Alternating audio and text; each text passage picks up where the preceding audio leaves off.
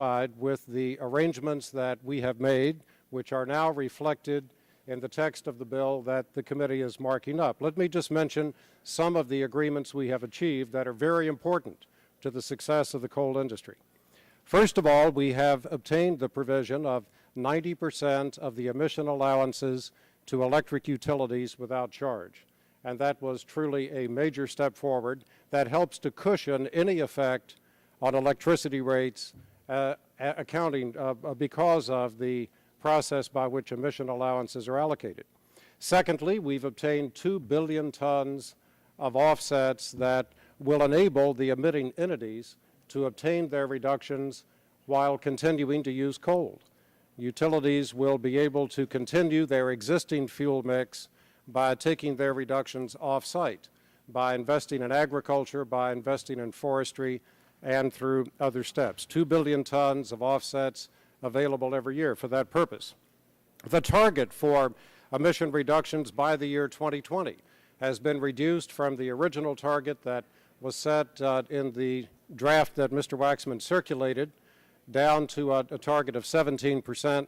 I continue to have some concerns about that target. I believe a lower number actually is appropriate, and under the agreement that we've achieved, I intend to work at future stages of this process in order to obtain improvement, and I believe that is potentially possible. We also have bonus allowances for carbon capture and sequestration deployment by utilities at the time that these technologies become available, and those bonus allowances are valued at somewhere between $75 and $100 billion, depending upon what the then current value of emission allowances happens to be. We have embedded within the legislation our separate bill that assures the flow of $1 billion annually in research, development, and demonstration funding to the development of carbon capture and sequestration technologies. And the Electric Power Research Institute tells us that with that level of assured funding, we can count on available, affordable, and reliable carbon capture and sequestration technologies being made available by the year 2020. I can say that across the entire range of interested parties, from utilities to major companies within the coal industry to the United Mine Workers, there is uniform agreement that these are major step forwards. There is uniform agreement that this legislation in the form in which you see it should proceed through this committee, and there's also uniform agreement that we should continue to work for further improvements, and that's a cause to which I am certainly committed. Let me say that at the outset of this process, I had really hoped that we would have a bipartisan measure. And beginning more than 2 years ago, when we began the work on developing cap-and-trade legislation in the subcommittee, we extended a hand of partnership to our Republican colleagues. Unfortunately, that offer has been declined.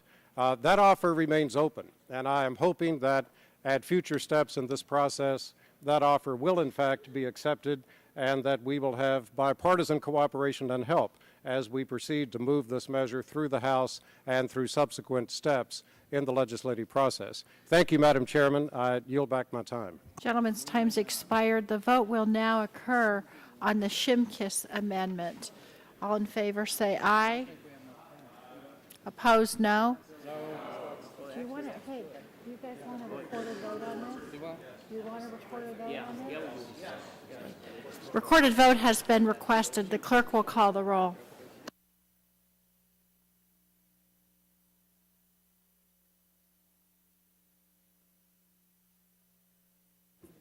Mr. Waxman. Mr. Dingle.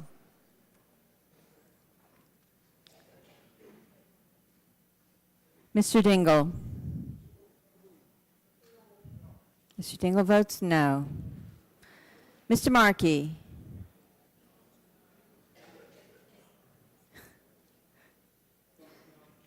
Mr. Markey votes no.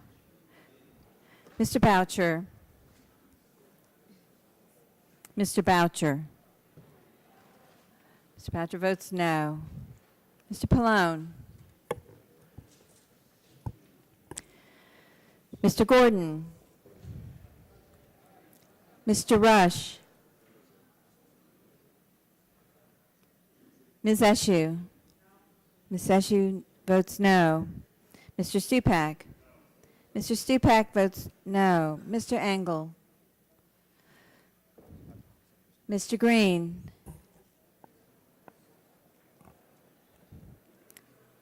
Ms. DeGette? Ms. DeGette votes no. Mrs. Capps? Mrs. Capps votes no. Mr. Doyle?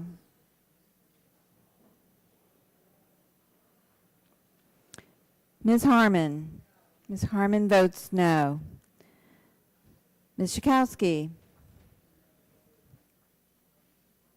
Mr. Gonzalez? Mr. Gonzalez votes no. Mr. Inslee? Mr. Inslee votes no. Ms. Baldwin? Ms. Baldwin votes no. Mr. Ross? Mr. Ross votes no. Mr. Weiner? Mr. Weiner votes no. Mr. Matheson? Mr. Matheson, no. Mr. Butterfield? Mr. Butterfield, no. Mr. Melanson? Mr. Barrow? Mr. Barrow, no. Mr. Hill? Mr. Hill, no. Ms. Matsui? Ms. Matsui votes no. Mrs. Christensen? Mrs. Christensen, no. Ms. Castor? Ms. Castor, no. Mr. Sarbanes? Mr. Sarbanes, no. Mr. Murphy of Connecticut? Mr. Murphy, no. Mr. Space? Mr. Space, aye. Mr. McNerney? Mr. McNerney votes no. Ms. Sutton? Ms. Sutton, no. Mr. Braley? Mr. Braley votes no. Mr. Welch? Mr. Welch, no. Mr. Barton? Mr. Barton votes aye. Mr. Hall? Mr. Upton? Mr. Upton, aye. Mr. Stearns? Mr. Stearns, aye. Mr. Deal? Mr. Whitfield? Mr. Whitfield passes. Mr. Shimkus? Mr. Shimkus, aye. Mr. Shadegg? Mr. Shadegg, aye.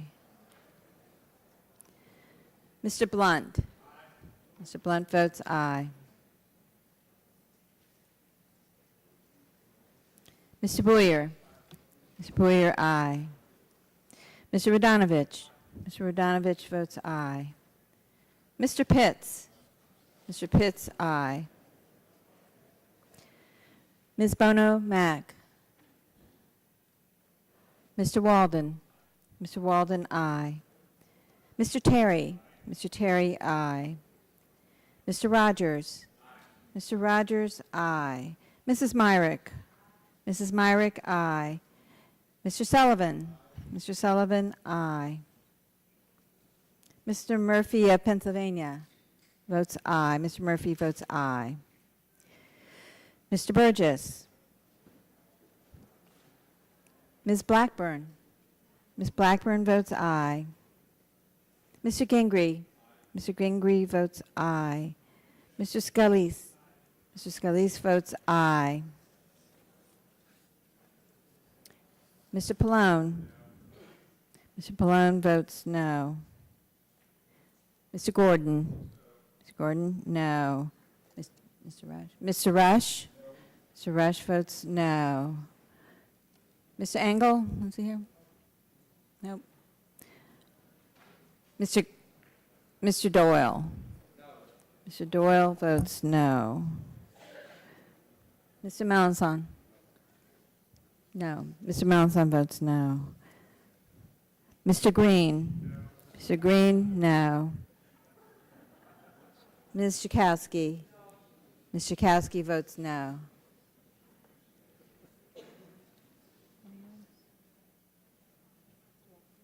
Mr. Waxman? Mr. Waxman, no. Dr. Burgess recorded. Mr. Burgess. Mr. Burgess votes aye. Mr. Hall. Mr. Hall votes aye.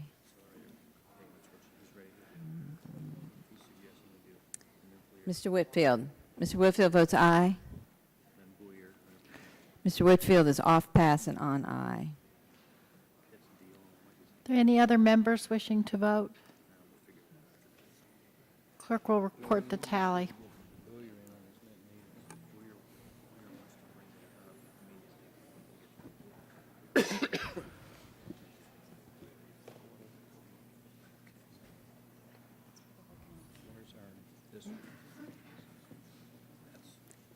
On that vote, Madam Chair, the ayes were 22 and the nays were 34. 22 to 34, the amendment is not agreed to. Madam Chair, Gentleman from North Carolina. I have an amendment at the desk. Clerk will report the title. Amendment offered by Mr. Butterfield from North Carolina and Mr. Hill from Indiana. What? Page 341, line 4. Objection, the amendment, move the amendment be considered as read. Gentleman's recognized in support of his amendment. Thank you very much, Madam Chair, and I'll be brief. I realize that it's late in the afternoon, but thank you for recognizing me. Madam Chair, this amendment provides two clarifications to the transportation section of the bill. I'd like to speak on the second issue in this amendment. The provision grants the EPA administrator the authority to promulgate emission standards for non-road vehicles and engines. While the well-meaning base text seeks to allow the administrator to set standards for the largest emitters, references as locomotives and marine vessels by the end of 2012, the current language fails to differentiate between large and small emitters within those categories, for example, a small engine in a fishing boat. This amendment makes clear that the intent is to have the administrator apply earliest standards to categories based on two criteria. First, these standards should apply to the largest emitters, and then secondly, that the large emitters have the greatest potential for significant and cost-effective emission reductions. In other words, Madam Chair, this amendment directs the administrator to apply standards to categories where the most Gentleman, significant... yield. Yes, I will yield. Not that it counts, but we're willing to accept it. Well, I thank you, Ranking Member. I'm going to stop with that and yield the balance of my time to the gentleman from Indiana. I thank Gentleman's the recognized. gentleman from North Carolina for yielding, and I would like to thank the chairman for working with me and Mr. Butterfield on this very important amendment. The first half of this amendment involves sectors in the vehicle and engine industry not covered by the administration's fuel economy ruling this week: heavy-duty, on-highway, mobile sources, locomotives, and marine vessels, and non-road vehicles and engines. Diesel engines for 18-wheelers is what it means in layman's term. I've been working with your staff, Mr. Butterfield's staff, and stakeholders to ensure that multiple federal agencies do not have conflicting regulatory authority. The previous draft of the mobile source provision charged both the Department of Transportation and the Environmental Protection Agency with regulatory authority. The agreement we've struck would allow the Environmental Protection Agency the ability to oversee the regulation of these mobile sources. I thank the chairman and Mr. Butterfield for working together in a bipartisan fashion to craft an amendment that solves two issues in an efficient manner. And if Mr. Shattuck is around, I would yield to him. But Gentleman from North Carolina controls the time. You can yield back to him, and he can yield to me. Reclaiming my time, I yield to the gentleman from Arizona, Mr. Shattuck. He's not in the room, if but it- he says good things about you telepathically. we've accepted it. Well, thank you. I reclaim. If the gentleman would yield to the chair. I yield to the chair. Chairman Waxman would like to commend you and Mr. Hill for your thoughtful work on the amendment. The language that's been developed will provide the engine manufacturers with the lead time and stability they need while ensuring that we get environmental protection. So Chairman Waxman would urge all members to support this amendment. I thank the chair. I yield back the balance of my Gentleman time. yields back. The vote now. Madam Chairwoman? Yes. No, do the vote Wait. first. The vote. All in favor, say aye. Opposed, no. The amendment is agreed to. Madam Chairwoman? For what purpose does the gentleman raise? I have an amendment. I have, Someone better reserve. actually, is Mr. Boucher in the room? He wanted me to wait till Mr. Boucher. Is Mr. Boucher in the back? I thought he was sitting on the on side of you. Otherwise, let's go to Mr. I Whitfield. believe the Madam gentleman Chair, I from reserve a Kentucky point of has order. an amendment at the desk. There is no amendment to reserve a point of order for. I will Okay. I will defer to Mr. Whitfield. Mr. Boucher is not present. Does the gentleman from Kentucky have an amendment? Yes, Whitfield Amendment 02. Clerk will record the title. name starts with a B. Can I sit over there? Amendment offered by Mr. Whitfield of Kentucky. Put my glasses. One, strike from page 448, Without line objection, 2 the through amendment will page... be considered as read, and the gentleman is recognized in support of his amendment. Madam Chairman, thank you very much. This amendment is designed to do two things. Number one, it's designed to minimize the volatility in the trading market for allowances, particularly the secondary market. Number two, it's designed to provide additional funding for carbon capture and sequestration research. I will be the first to admit that in the bill, there is $1 billion a year for carbon capture and sequestration research for a period of years. But most experts in the field recognize that since this technology has not been perfected, that there is no commercial application except a very small one in Canada and also one in Norway, and that it would dramatically change the way we do business and produce electricity in America, that we need exceptionally large sums of money in order to continue to produce electricity at a reasonable rate.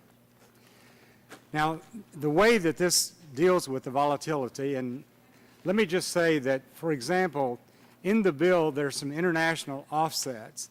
EPA itself said that if these offsets do not materialize, they could have underestimated the price of allowances by some 96%. In addition, a few years ago, the National Commission on Energy Policy released a report entitled Ending the Energy Stalemate. Panel members of that commission included representatives of the Natural Resources Defense Council, the Consumers Union, professors from Harvard and MIT, and private industry representatives. Their recommendation was that we need a safety valve with a reasonably low trigger to provide stability in the secondary markets. Another reason we need this legislation, this amendment, is that experience in the European Union showed quite clearly that there was extreme volatility in these secondary markets. Now, how do we address the problem in this amendment? Well, we eliminate the strategic reserve that's set up in this bill. The strategic reserve allowances will be available to people and entities under certain circumstances. But the minimum price under the strategic reserve is $28 per metric ton. The allowances under the bill are $10 per metric ton. And then I might also add that under the strategic reserve, 60% above the rolling 36-month average of an allowance will be the price for the strategic reserve. So my point is, the strategic reserve does not do a very good job or a predictable job on what the price of these allowances will be. And with a bill affecting so many segments of our society, dramatically changing the way we do business in America, we really do not understand how this volatility issue will work. And so my amendment simply sets a price beginning in the year 2013 of $15 per metric ton with a 5% plus inflation increase every year thereafter, just the same as the minimum price set out in the bill. But the difference is that those people that would buy these allowances pay this money into this account. that money would be directed for carbon capture and sequestration research. And that money will be desperately needed if we're going to protect the coal industry. Now, Mr. Boucher went into great detail about what's in here for the coal industry. And there are some things in here for the coal industry. But I can tell you that the coal industry and a lot of other industries do not support this bill. The other side of the aisle was also very good at giving us an opportunity to provide input. But at some times, you reach a point where you simply cannot agree, and so you have to walk away. And that's precisely what we did. I think this amendment is vitally important to provide the stability in the secondary markets and to provide additional funding for carbon capture and sequestration research, and I would ask all of you to support this amendment. Gentleman's time has expired. Chair will yield herself 5 minutes. There are many good ways to make sure that a limit on carbon will be affordable for business and consumers, but a technology accelerator payment option, which is just another way to say a price cap, is not that way. The bill already contains many strong cost containment tools, and here are a few of the most important ones. Trading itself is a powerful way of reducing costs, providing firms flexibility to make the reductions whenever they are the least expensive. The bill already provides for a strategic allowance reserve that can be tapped in case of price spikes. And like oil from the Strategic Petroleum Reserve, allowances from the reserve can be sold to stabilize prices. The bill allows emitters to use a generous quantity of high-quality, low-cost offsets to comply with their obligations, and many studies have found that offsets will have a big impact in keeping allowance prices moderate. In addition, emitters can borrow allowances from future years and bank current allowances for use in the future. But this works very differently from a price cap.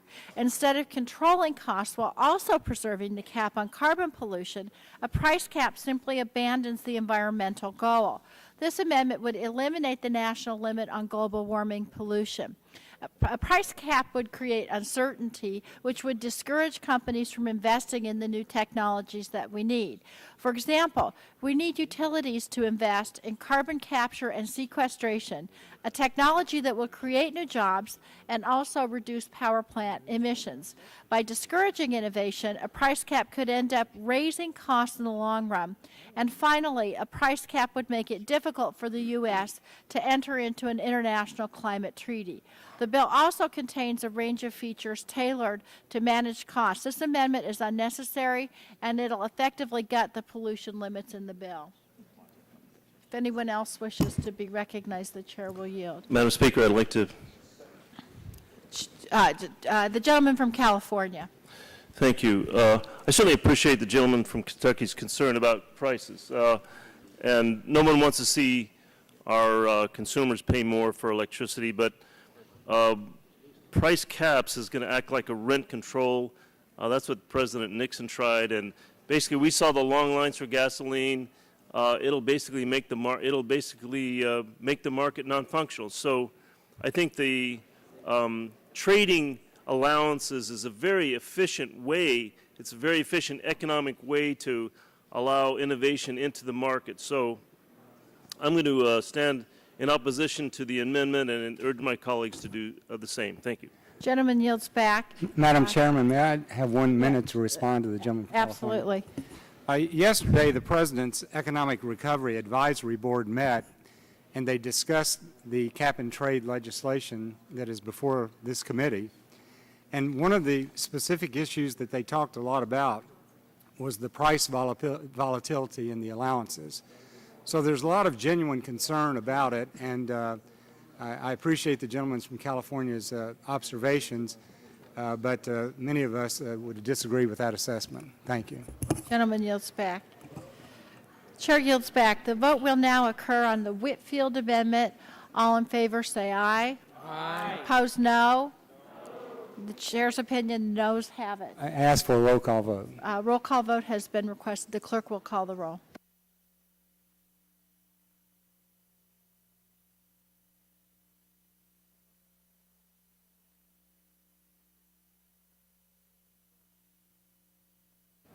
Mr. Waxman. Mr. Dingle. Mr. Markey. Mr. Boucher. Mr. Pallone.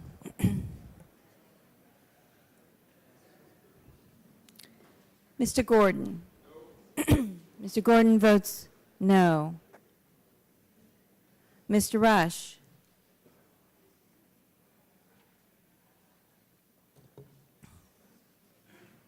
Ms. Eshoo. Ms. Eshoo votes no. Mr. Stupak. Mr. Engel.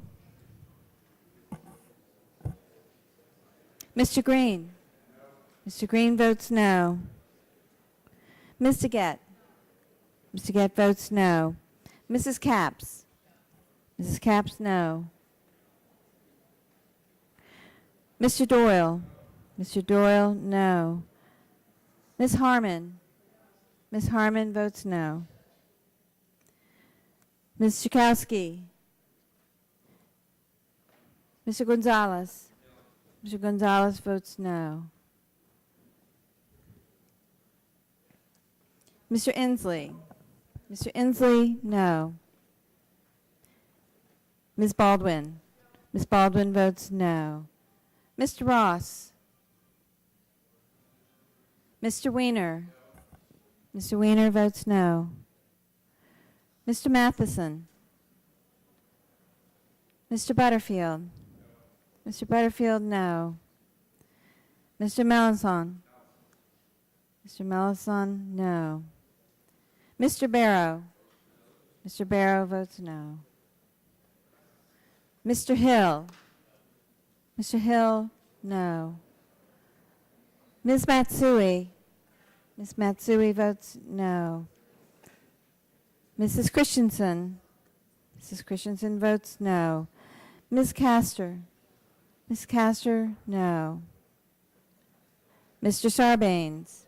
Mr. Sarbanes, no. Mr. Murphy of Connecticut. Mr. Space.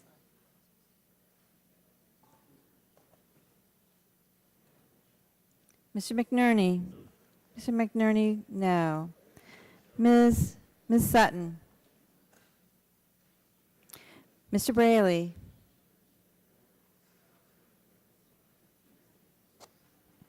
Mr. Welch. Mr. Welch votes no. Mr. Barton. Mr. Barton votes aye.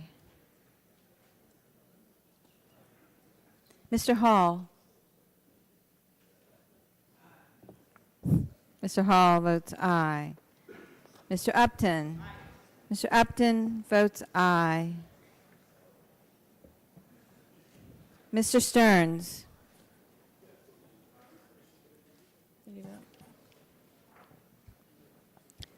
Mr. Deal.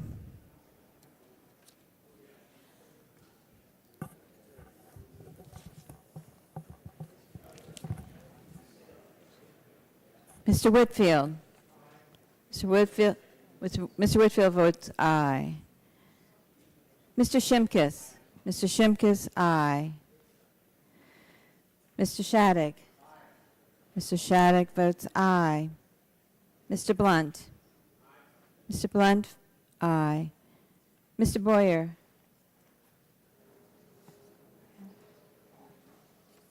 Mr. Boyer votes aye. Mr. Radonovich. Mr. Radonovich votes aye. Mr. Pitts. Mr. Pitts, aye. Ms. Bono Mack. Mr. Walden. Mr. Walden, aye. Mr. Terry. Mr. Terry, aye. Mr. Rogers. Mr. Rogers, aye. Mrs. Myrick. Mrs. Myrick, aye. Mr. Sullivan. Mr. Sullivan votes aye. Mr. Murphy of Pennsylvania. Mr. Murphy votes aye. Mr. Burgess. Mr. Burgess, aye. Ms. Blackburn. Ms. Blackburn, aye. Mr. Gingrey. Mr. Gingrey votes aye. Mr. Scalise. Mr. Scalise votes aye.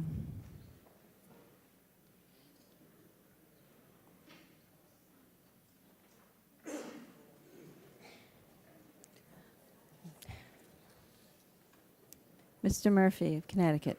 Mr. Murphy of Connecticut votes no. I would like to be recorded as voting no. I'm sorry. Mr. Waxman. Mr. Waxman votes no. Mr. Boucher. Mr. Boucher votes no. Mr. Dingle. Mr. Dingle votes no. Mr. Markey. Did I call you? Okay. Mr. Markey votes no. Mr. Pallone. Mr. Pallone votes no. Mr. Rush. Mr. Rush, no. Mr. Stupak. Mr. Stupak, no. Mr. Engel. Mr. Engel votes no. Ms. Schakowsky, is she here? I don't see her. Ms. Schakowsky. Ms. Schakowsky votes no. Mr. Ross. Mr. Ross, no. Mr. Matheson. Is he here? Sorry, I thought I saw him. Nope. Anybody else here? Anybody else here? Mr. Braley. Mr. Braley votes no. Miss Sutton. Miss Sutton votes no. Mr. Space. Mr. Space votes no. Matheson,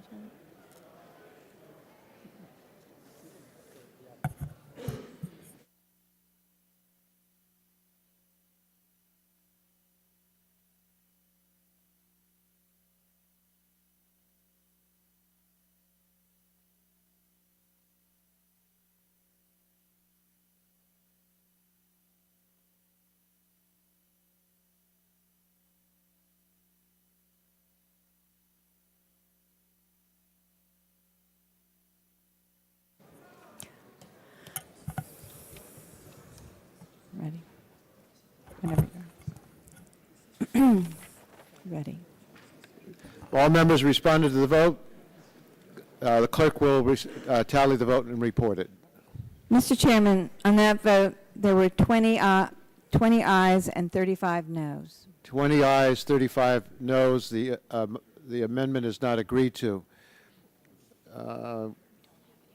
Mr. Chairman, Mr. Barton? could I enter into a colloquy just on the schedule? Yes. We keep hearing various estimations about when the House is going to conclude its business. Today, the agreement that you and I had last evening was that the committee would stay in session to finish the markup, and we would shoot as a target of concluding about an hour after the House has finished its business for the day. Is that still your intention? That's still my intention. If we could do it earlier, that would be my preference. So if we're finished around the estimate that we've got an estimate between 4:30 and 7. So if we're finished at 4:30, we want to be out of here by 5:30, and if we're finished at 7, you want to be out by 8 or sooner. I think that's right. The estimate I last heard was 6. So if we finish at 6, then we want to be out by 7. Yes, but since you control so much of the time we'll spend on amendments, I'd ask you to think through whether it's essential that we have 23 to 30 votes on every single amendment, because some of them can be offered and you can argue that we defeated them and say how terrible it was. You don't have to argue that you defeated them. You did defeat them. Well, but it's not. well, we can defeat them on a voice vote. We don't need a roll call vote on every one. Well, we won't have 23 to 30 votes on every issue, I promise you.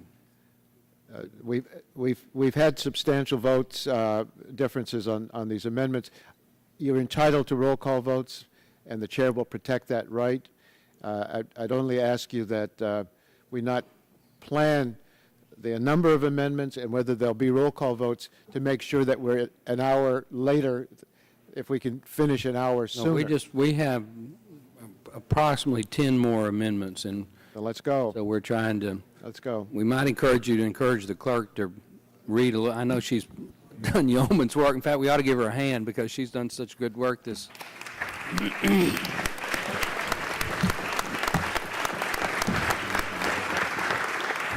That almost sounded like a backhanded compliment. No.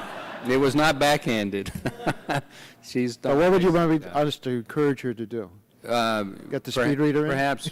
Well, you know, Mr. Chairman, I promised you last night I'm not going to force the reading of any long-winded, but I may force the reading of a 5-page amendment just to hear that young man read. I think it might be entertaining just to see what a speed reader sounds like. I fear that based on your promise last night, we let him go. Oh, well.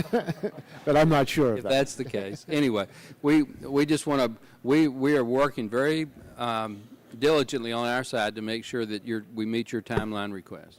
I thank you very much for that. The amendment would now go to the Republican side. Mr. Chairman, Mr. Pitt, I have an amendment at the desk. clerk, the clerk will report the amendment, Pitt 009. and without objection, that amendment will be considered as read. Reserve a point of order. Point of order is reserved, and the gentleman is recognized for 5 minutes. Thank you, Mr. Chairman. The amendment that I'm offering is co-sponsored by Mr. Murphy of Pennsylvania. We're offering a quite simple amendment. The amendment defines renewable as any form of energy that a state law deems as renewable or alternative. That's okay. 29 states and the District of Columbia have renewable or alternative electricity standards. Many of the state standards include renewable or alternative forms of energy that are not included in the American Clean Energy Security Act. And I think we've circulated a list of the states with RES. The federal RES in the bill before us is in addition to, not in lieu of, any existing state renewable mandate. Thus, states must comply with their own state standards along with a federally mandated standard which may be difficult to meet. States understand their own geographic resources. The federal government should defer to individual states to decide what form of energy will best allow them to meet their renewable and alternative standard. Again, I've spoken to the Public Utility Commission in Pennsylvania, and this is a bipartisan group. They have sent a letter to us. I'll submit that letter for the record, if there's no objection. Without objection, we'll receive the letter and put it in the record. They've spoken out in a strongly bipartisan way, requesting this kind of amendment. Pennsylvania is a classic case. The state has approved a two-tiered alternative energy portfolio standard, 18%. Some of the forms of electricity that the governor and the state legislature have deemed as renewable cannot be found in the American Clean Energy Security Act. If a federal RES is passed into law, states should be able to receive federal credits for the source of energy they deem to be renewable or alternative. And with that, I'll yield to Mr. Murphy. He's not here. I'll reserve. He's not.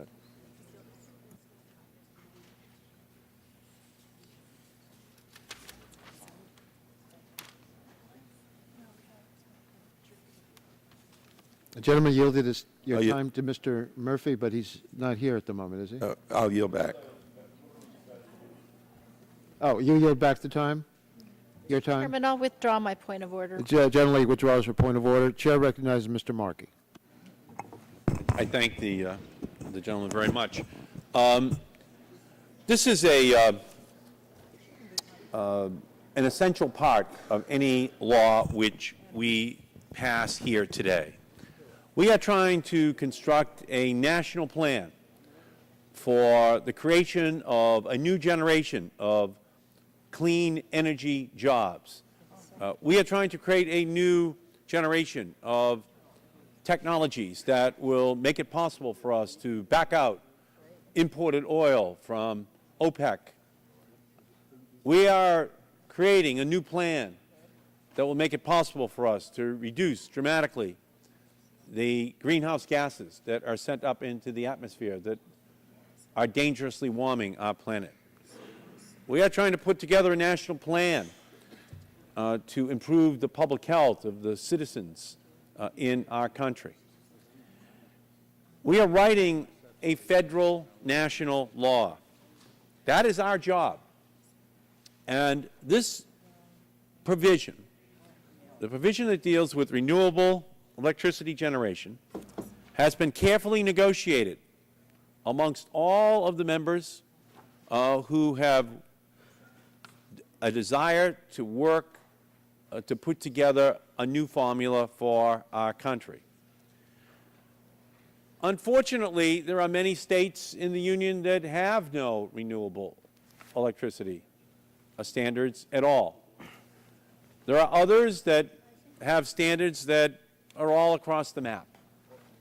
What we're trying to do here is to put together a national plan, a plan that we need for our own national security, for job creation, and to deal with this serious issue of climate change.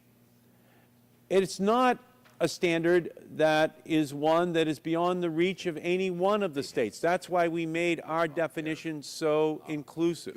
That's why the definition of wind and solar and biomass and geothermal and waste are so broad, so that it is possible for every state to meet the standard, so that we can put in place a plan to protect our country. So I can't think of something that would go right to the heart of this in terms of the plan that we've put together. Against the bill, too. We're sending a signal to new energy developers all across the country. We're sending a signal to investors all across the country, and by the way, all across the world, to look to the United States to invest in this new generation of renewable energy technologies. They need the certainty. They need the predictability of knowing what this national marketplace is going to look like. And the amendment by the gentleman from Pennsylvania will just cut the legs out from under it. It will allow for, once again, this a cacophony of different standards or no standards to exist. Yes, we want individual states to have their own standards.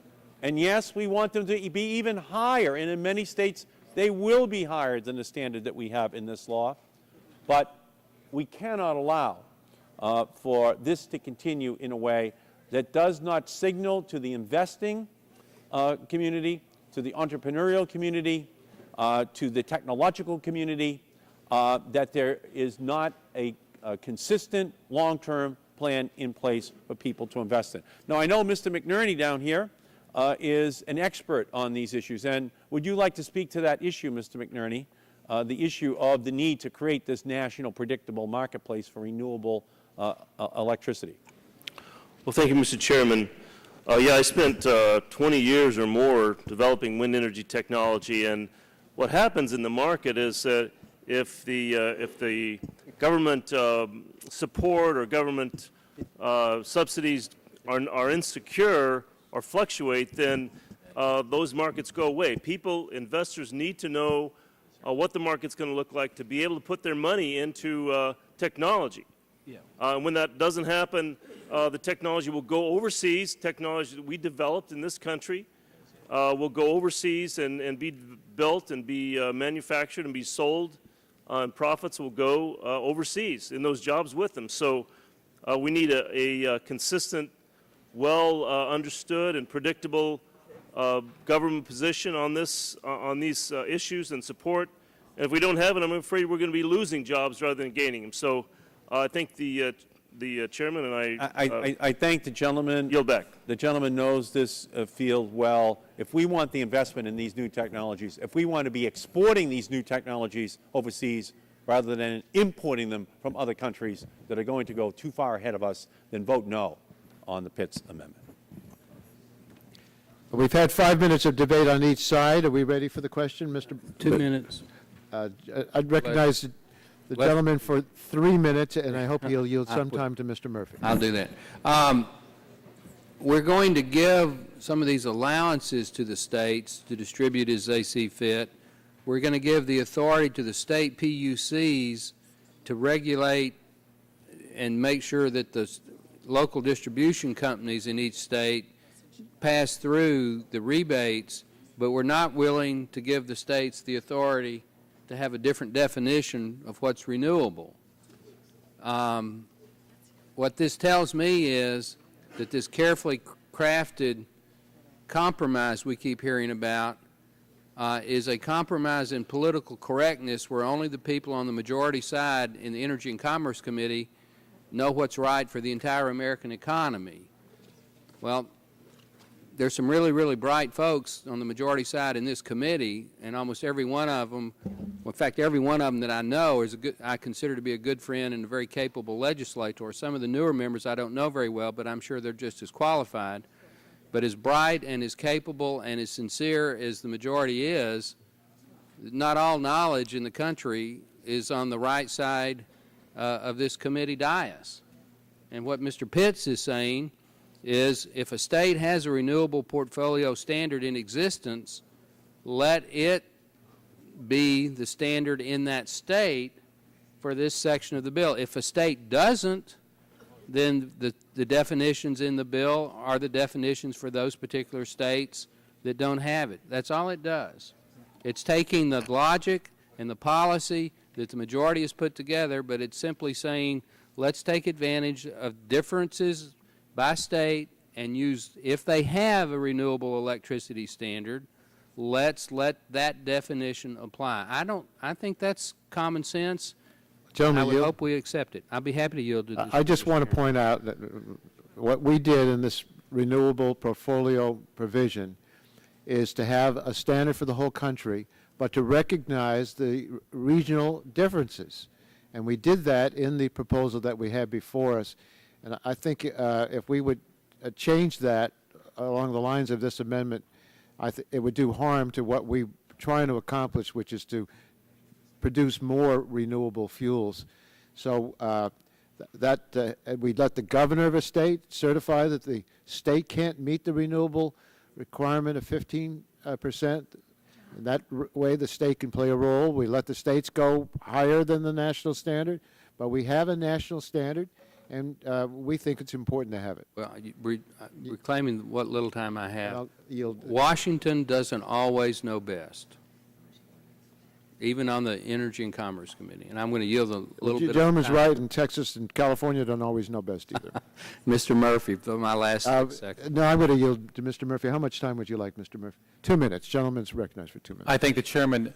Let me add to this. I know that we need base load of energy. It's not, the wind is great, solar is great, but as they say, when the wind don't blow, the lights don't glow, and when the sun ain't bright, the bulbs don't light. What we have to have is a base load. And I know in our state, our good Governor Rendell, former head of the DNC, was wise enough to say we could use waste coal as part of this. There's 250,000 acres of abandoned mine lands and 2,200 miles of streams impaired by polluted mine drainage, which puts aluminum and manganese and iron into our streams and makes them lifeless.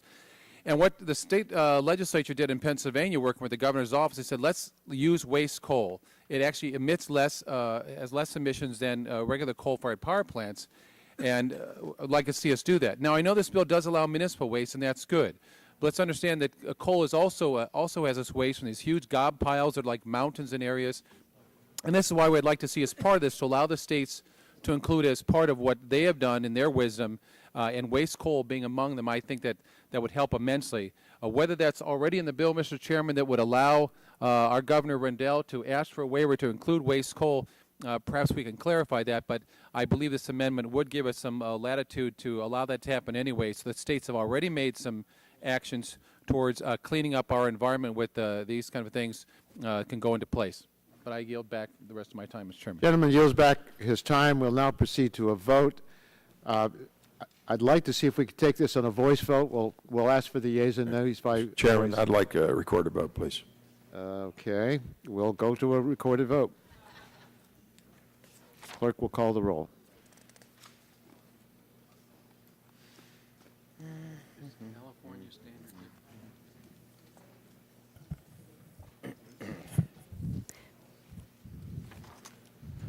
Mr. Waxman? No. Mr. Waxman, no.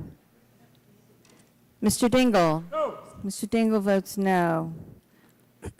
Mr. Markey? Mr. Markey, no. Mr. Boucher? Mr. Pallone? Mr. Gordon? Mr. Rush? Miss Eshoo? Miss Eshoo, no. Mr. Stupak? Mr. Stupak, no. Mr. Engel? Mr. Green? Ms. DeGette? No. Ms. DeGette votes no. Mrs. Capps? Mrs. Capps? No, sorry. That's right. Mrs. Capps, no. Mr. Doyle? No. Mr. Doyle, no. Ms. Harmon? No. Ms. Harmon, no. Ms. Schakowsky? Hey, Pat, Ms. Schakowsky votes no. what title where the bill was? Mr. Gonzalez? No. Mr. Gonzalez, no. Mr. Inslee? No. Mr. Inslee, no. Ms. Baldwin? Ms. Baldwin, no.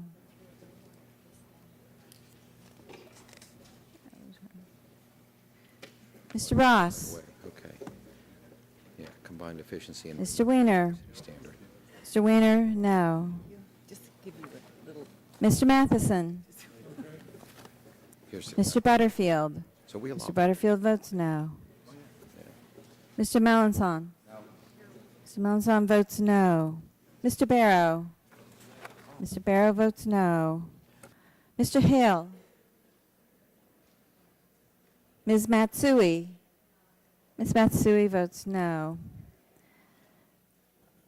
Mrs. Christensen? Mrs. Christensen, no. Ms. Castor? Ms. Castor, no. Mr. Sarbanes? Mr. Sarbanes, no. Mr. Murphy of Connecticut? Mr. Murphy, no. Mr. Space? Mr. McNerney? Mr. McNerney votes no. Ms. Sutton? Mr. Braley? Mr. Welch? Mr. Welch, no. Mr. Barton? Mr. Barton votes aye. Mr. Hall?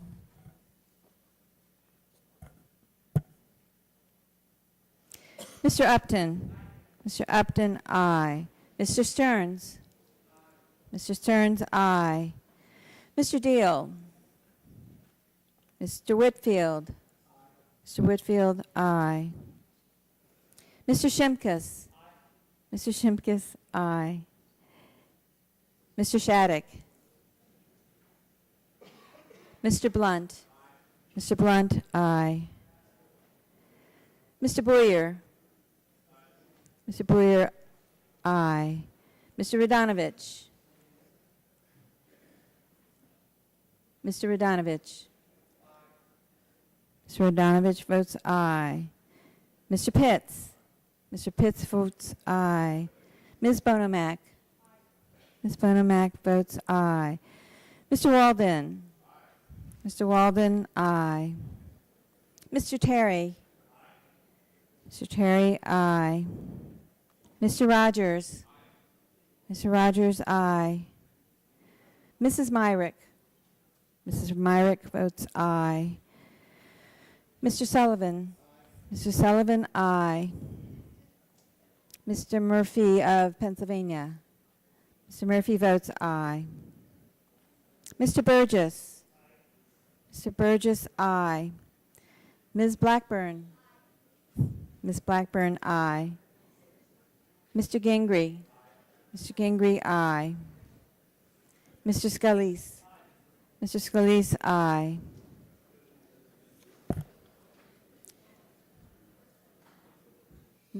Mr. Boucher? Mr. Boucher votes no. Mr. Pallone? Mr. Pallone, no. Mr. Gordon? Mr. Gordon votes no. Mr. Rush? Mr. Rush, no. Mr. Engel? Mr. Engel votes no. Mr. Green? Mr. Green, no. Mr. Ross? Mr. Ross? No. Mr. Matheson? Mr. Space? Mr. Space votes aye.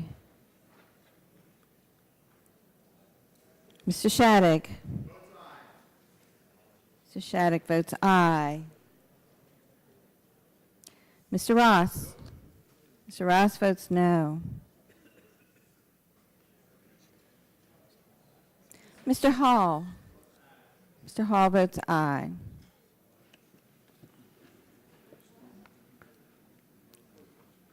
Have all members responded to the call of the roll?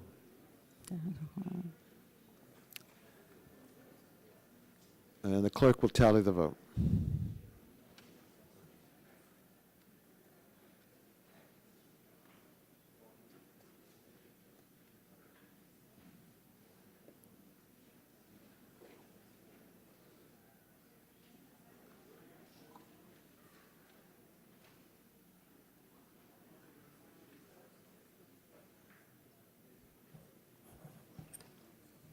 Clerk, ready to announce the vote? Yes, sir.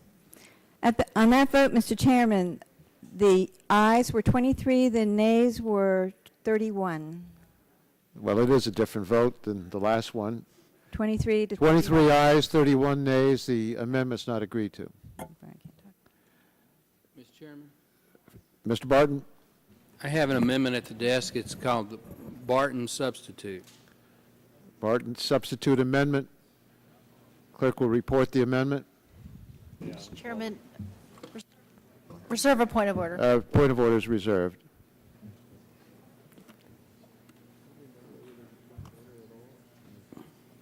Substitute amendment offered by Mr. Barton of Texas. Mr. Chairman, I am going to ask unanimous consent in a minute to dispense with the reading of the amendment, but since we do have a speed reader, and I saw that he was practicing his speed reading, I would ask that we begin to read this amendment, but I promise you within 2 to 3 minutes I will ask to suspend the reading of the amendment. The clerk will read the bill.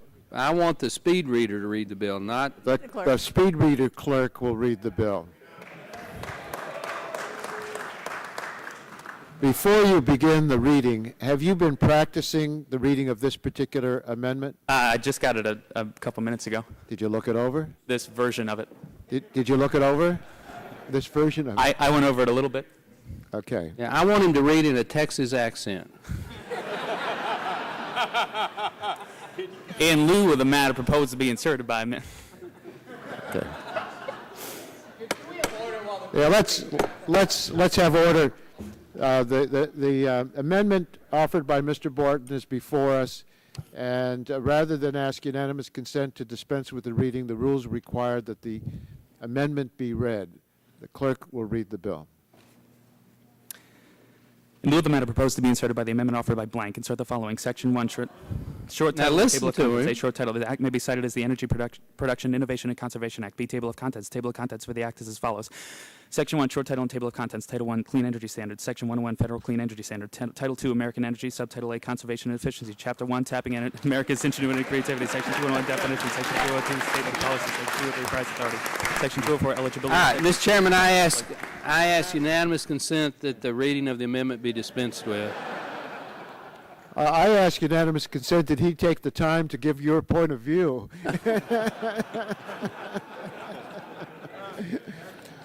Without objection, the amendment will be considered as read, and the gentleman from Texas.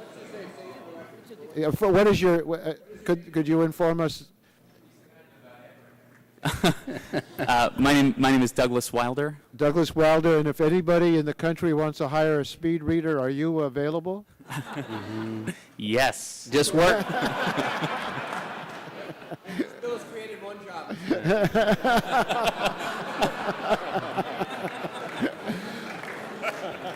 This is a lot of energy for one job. And the clerk lost hers. Okay. Committee will please come to order. Mr. Barton's recognized. Well, thank you, Mr. Chairman, and I just felt that since you went to all that trouble, that we ought to at least get some benefit of the young man's expertise. If he'll just work on his accent a little bit, he'll have a bright future. Mr. Chairman, this is the Republican substitute. I want to say up front that it's not the substitute in its entirety. It is only those portions of the substitute that are germane to this committee's jurisdiction. So our production package and some of the tax sections are not in this substitute because they were not germane, and we didn't want a point of order on germaneness to be lodged against the bill. But it is comprehensive. I should say that what Congressman Inslee said several nights ago, where he was very eloquent in trying to move the country in a new direction,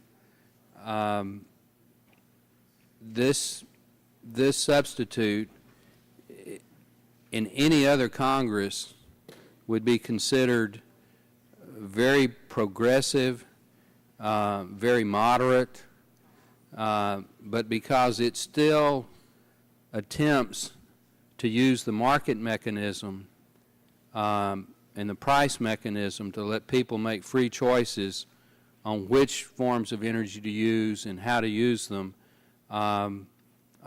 it is not as directive and invasive by government as the pending legislation. For example, the substitute amendment does not have a cap-and-trade program. We don't need to regurgitate the reasons that those of us on our sides of the aisle think that that's an unacceptable idea.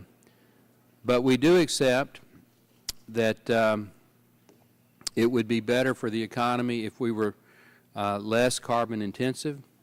And so instead of a cap-and-trade mechanism that's very complicated, we take a page out of the current law in the Clean Air Act and simply set a performance standard for new coal plants and natural gas plants based on existing technology.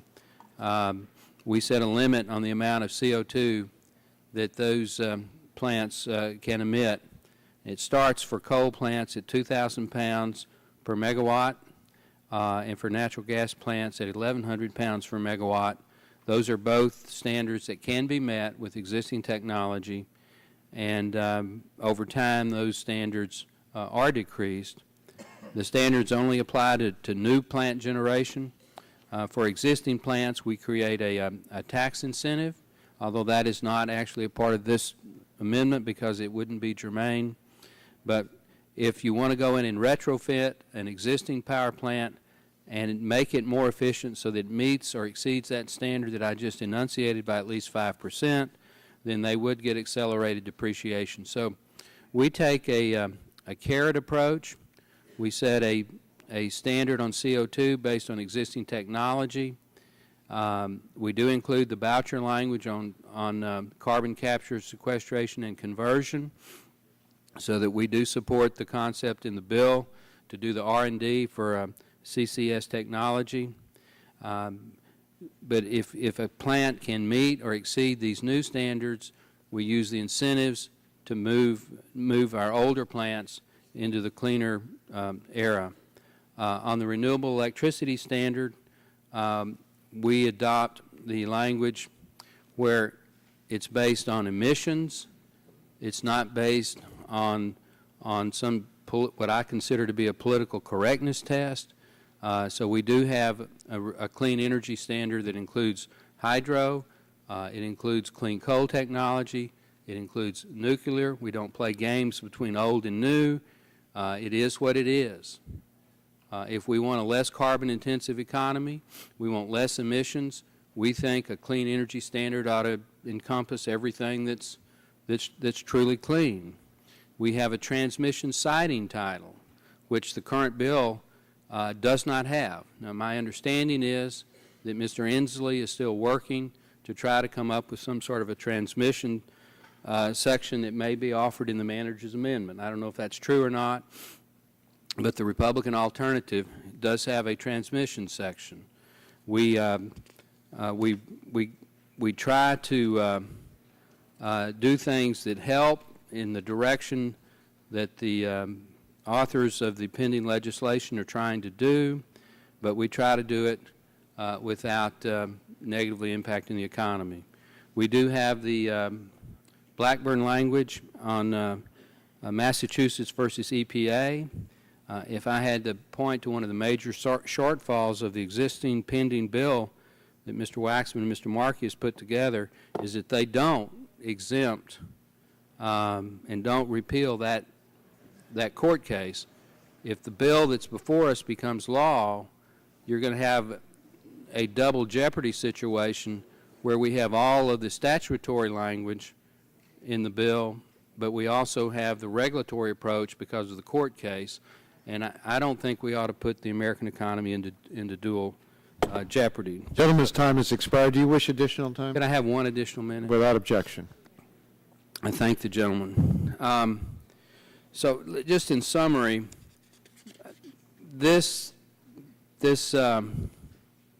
we have a domestic reforestation section. We do have Mr. Waldron's biomass language in our substitute. So it is comprehensive. It would work. I think it would be good law if it were to become law. For those that don't think the current bill in its current form is acceptable, I would ask that you sincerely take a look at this. And with that, Mr. Chairman, I yield back. Gentleman yields back his time. The chair recognizes Mr. Markey. I thank the chair very much. The votes that we are about to take are the most important energy votes in a generation. In a few moments, we will choose whether or not to adopt the Republican substitute for the plan that we have had before us this week. Whether we want America to take the lead in developing the clean energy technologies that will reinvigorate our economy or continue falling behind further internationally. Whether we want to send a message to OPEC that we are finally serious about breaking our dependence upon imported oil, tired of sending Americans' dollars overseas. Whether we will curb the heat-trapping emissions that are threatening our planet or wreck our climate for future generations. The American people are overwhelmingly calling for a new direction. They are calling for this Congress to take action in a way that changes forever our relationship with that imported oil, with the loss of jobs overseas, with the pollution which is causing greenhouse gas warming on our planet.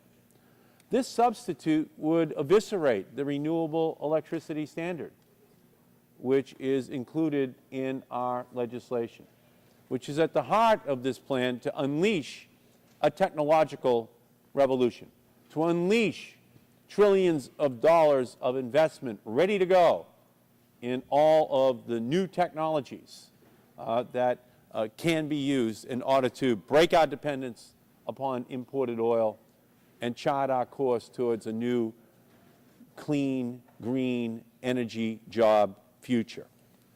The bill as well, when it sets its performance standards for coal, uses a standard that could have been met in 1980.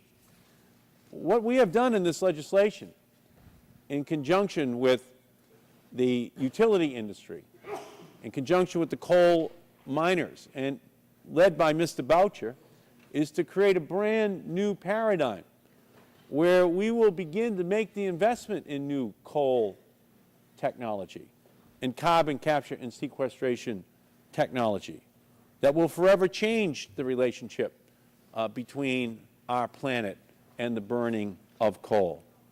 The amendment would also undermine the benefits that the underlying bill will realize through energy efficiency by removing the incentives for utilities to implement efficiency programs. And worse yet, the substitute would create an incentive for utilities to increase consumer energy consumption.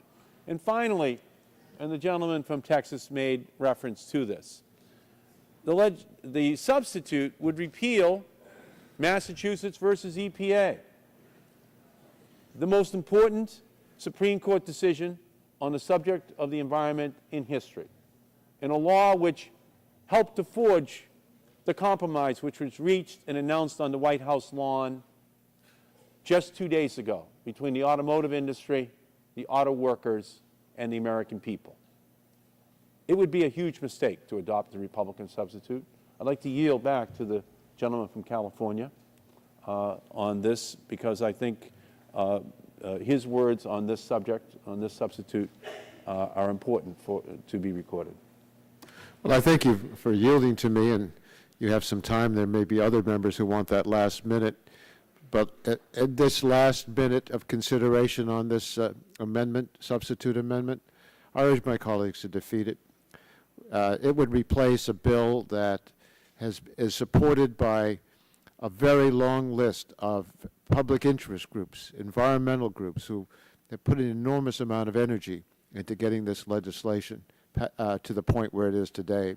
It would reject the input from some of the leaders in American industry who've said that we need to do the kinds of things that our legislation would provide.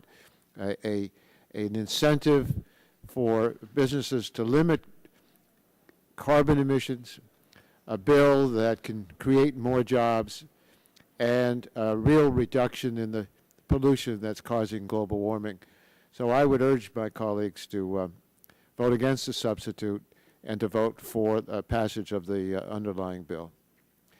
The gentleman's time has expired, and the chair would proceed now to ask the clerk to call the roll.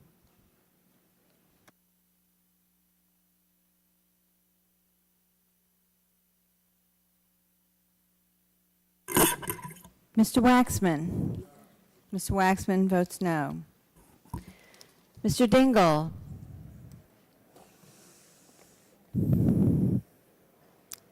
Mr. Markey. Mr. Markey, no. Mr. Boucher. Mr. Boucher votes no. Mr. Pallone. Mr. Gordon. Mr. Rush. Ms. Eshoo. Ms. Eshoo votes no. Mr. Stupak. Mr. Stupak, no. Mr. Engel. Mr. Engel votes no. Mr. Green. Ms. DeGette. Ms. DeGette votes no. Mrs. Capps. Mrs. Capps, no. Mr. Doyle. Mr. Doyle votes no. Ms. Harmon. Ms. Harmon votes no. Ms. Schakowsky. Ms. Schakowsky, no. Mr. Gonzalez. Mr. Inslee. Mr. Inslee votes no. Ms. Baldwin. Ms. Baldwin, no. Mr. Ross. Mr. Ross, no. Mr. Weiner. Mr. Weiner, no. Mr. Matheson. Mr. Matheson, no. Mr. Butterfield. Mr. Butterfield votes no. Mr. Melanson. Mr. Melanson votes no. Mr. Barrow. Mr. Barrow, no. Mr. Hill.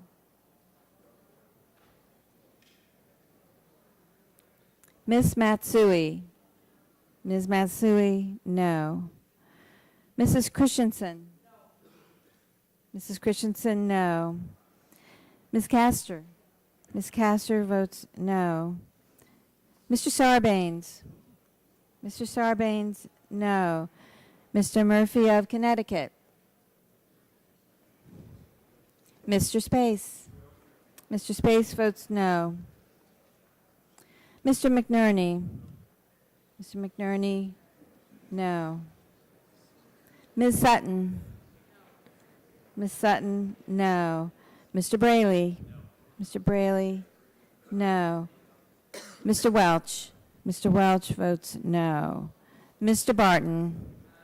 Mr. Barton, aye. Mr. Hall? Mr. Upton? Mr. Upton, aye. Mr. Hall? Do you want to vote? Okay. Mr. Hall votes aye. Mr. Stearns? Mr. Stearns, aye. Mr. Deal? Mr. Whitfield? Mr. Whitfield, aye. Mr. Shimkus?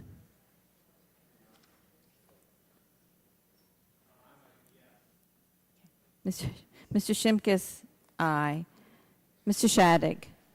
Mr. Shadegg passes. Mr. Blunt? Mr. Blunt votes aye. Mr. Boyer? Mr. Boyer votes aye. Mr. Radonovich? Mr. Radonovich, no. Mr. Pitts? Mr. Pitts votes aye. Ms. Bono Mack? Ms. Bono Mack, aye. Mr. Walden? Mr. Walden passes. Mr. Terry? Mr. Terry votes aye. Mr. Rogers? Mr. Rogers, aye. Mrs. Myrick? Mrs. Myrick, aye. Mr. Sullivan? Mr. Sullivan, aye. Mr. Murphy, Pennsylvania? Mr. Murphy votes aye. Mr. Burgess? Is he here? Where is he? Mr. Burgess votes aye. Mr. Burgess votes aye. Ms. Blackburn? Ms. Blackburn, aye. Mr. Gingrey?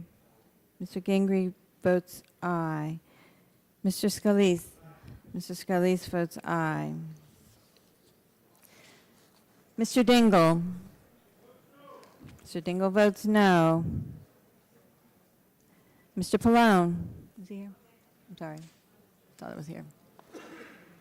Mr. Gordon? Mr. Gordon votes no. Mr. Green? Mr. Green votes no.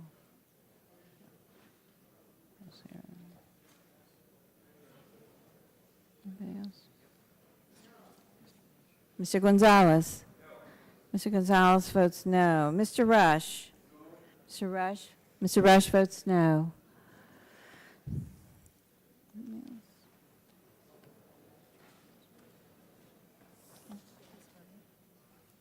I think so. Yeah, she voted very softly. No? Ms. Harmon, you go.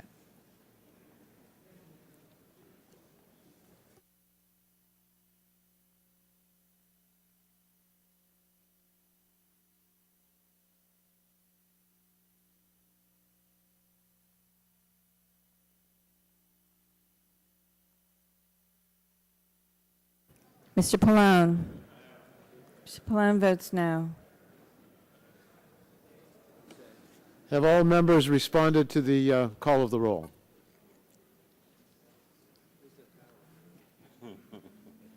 If so, see the clerk tallying the vote, and we'll have it announced as soon as that tally is complete.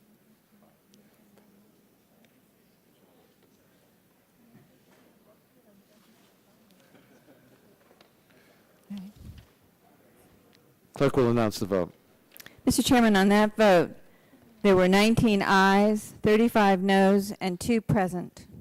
2 voting present. 2 voting present. 19 ayes, 35 noes, and 2 present. 2 voting present. The amendment is not agreed to. Mr. Braley, you have an amendment?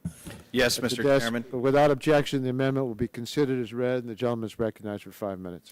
Thank you, Mr. Chairman. In the spirit of bipartisanship rarely seen in the Big 12 Conference, I am pleased to offer an amendment with Mr. Terry of Nebraska.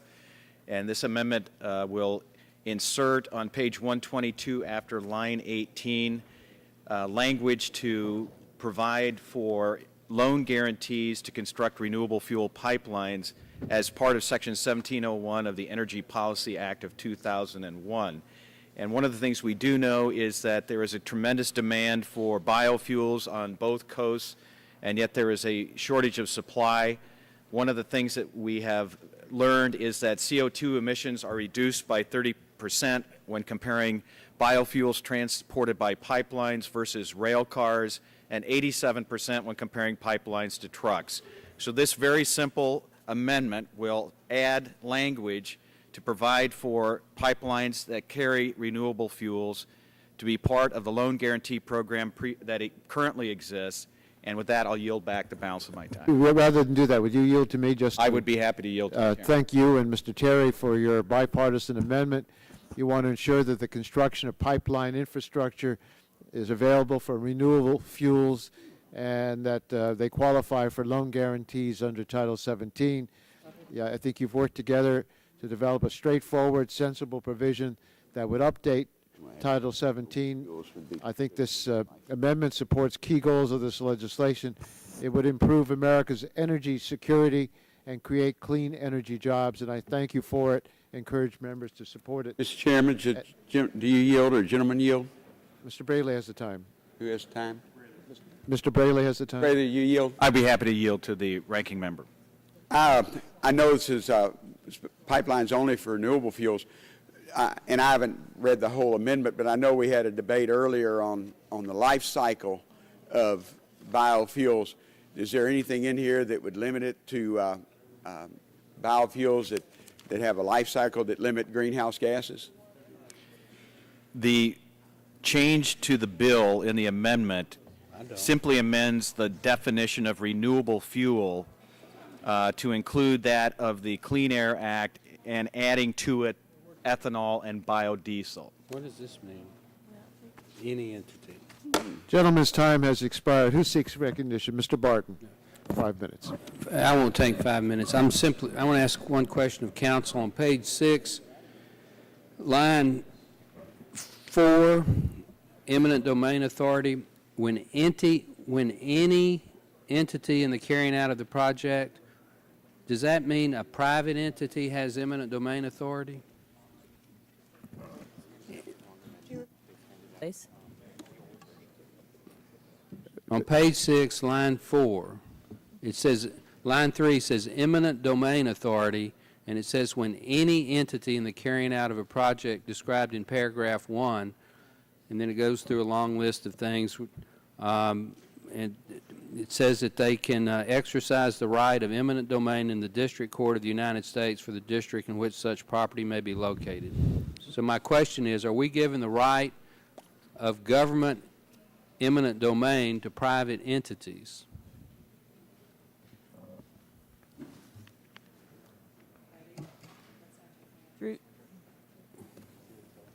I've been informed that the wrong copy, the wrong version of this amendment has been distributed. So if the gentleman would withhold his question, let's see if what your concern is in the actual amendment. Yeah, well, Mr. Chairman, we've gone from 6 pages to basically 1 page. Well, that's an improvement. It's movement in the right direction. So the first one that was handed out is wrong? That's correct. All right. Can I suspend just for 30 seconds to read this? Yes, absolutely.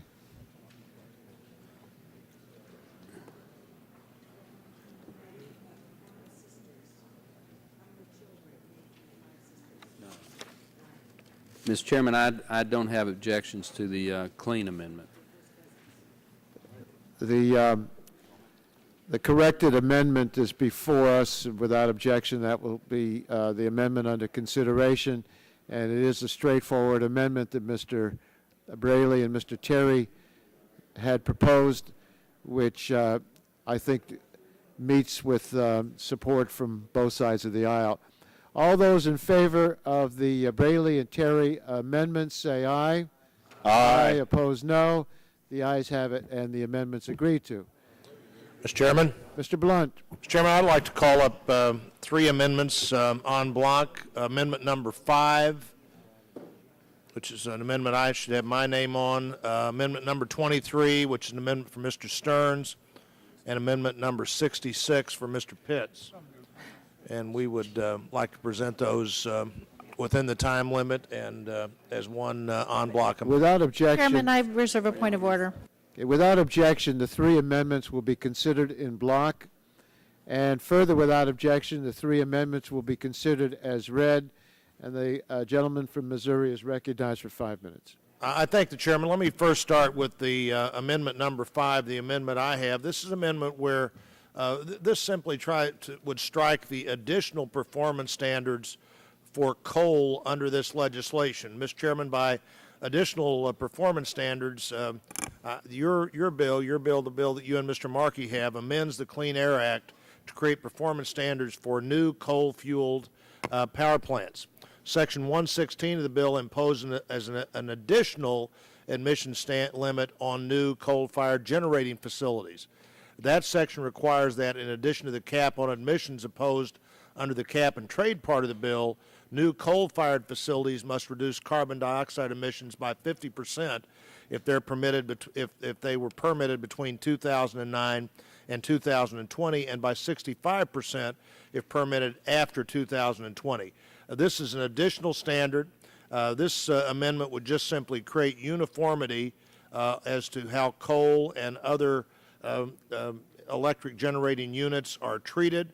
The performance standards imposed on natural gas, for instance, would be the same standard on coal if this amendment was allowed. And I'd yield time to Mr. Stearns. I thank my colleague. The amendment I have, my colleagues, is dealing with carbon capture and sequestration.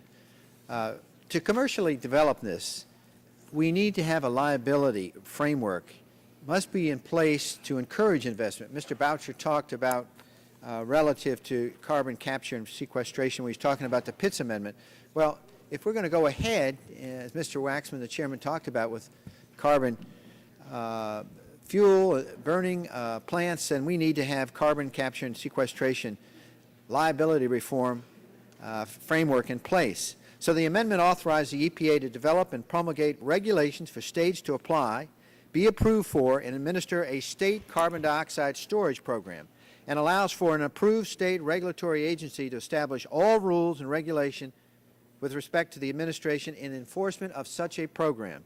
Each storage operator will be required by the state regulatory agency or the administrator to have and maintain financial assurance necessary to cover public liability claims relating to the storage facility. So important if we're going to go forward with carbon capture and sequestration. Upon the issuance of a certificate of completion of injection operations by the state regulatory agency, then the administrator will simply be vested with complete and absolute title and ownership of the storage facility and any stored carbon dioxide at the facility. At this point, where a completion certificate is issued, the storage operator and all generators of any injected carbon dioxide will no longer have further liability associated with the project, and any performance bonds posted by the storage operator will simply be released. Continuing monitoring of the storage facility, including remediation of any well leakage, will become, at this point, the responsibility of the administrator. So for each fiscal year, the administrator will collect an annual assessment from each storage operator that has not obtained a certificate of completion of injection operation. And I yield the rest of my balance to Mr. Pitts. Thank you, Mr. Chairman. I'm offering an amendment that merely adds coal and natural gas that is equipped with CCS technology to the definition of the renewable energy resource. Adding CCS coal and natural gas eliminates regional advantages and disadvantages that I believe currently exist in the renewable electricity standard. My state of Pennsylvania is 58% dependent on the use of coal for electricity generation, and nationally, natural gas accounts for 21.6% of the energy we use. Therefore, states that rely heavily on coal and natural gas will be heavily penalized if, after the deployment of CCS, they are not counted in the renewable electricity standard. Adding CCS coal and natural gas to the RES would keep electric bills lower for families across the nation, It would help avoid reliability problems that occur when relying too heavily on intermittent renewables like wind and solar, and CCS coal and natural gas would be zero emission sources of electricity. It just makes sense that they be added to the RES. With that, I yield back. Chairman, I withdraw my reservation. Gentlelady withdraws this reservation. Gentleman, yield back his time. Mr. Chairman, I just point out that coal is essential to many of our states. In Missouri, more than 80% of our electricity is generated by coal. It powers, as Mr. Pitts said, nearly 50% of all the electricity in the country. We have almost 30% of the global coal reserves, and I hope we can strike a balance between continuing to use fossil fuels while developing new energy technologies, and I yield back. Gentleman's time has expired. Chair yields to Mr. Markey. I thank you. First of all, just let me say that this legislation does more for coal's future than any piece of legislation in a generation. It is going to provide the multi-billion-dollar funding of the research, development, and deployment of the carbon capture and sequestration technology that will make it possible for coal to continue to prosper in a carbon-constrained world. That's the objective of all of those sections that Mr. Boucher and other members negotiated and ultimately had included in this legislation. Tens of billions of dollars to accomplish that goal.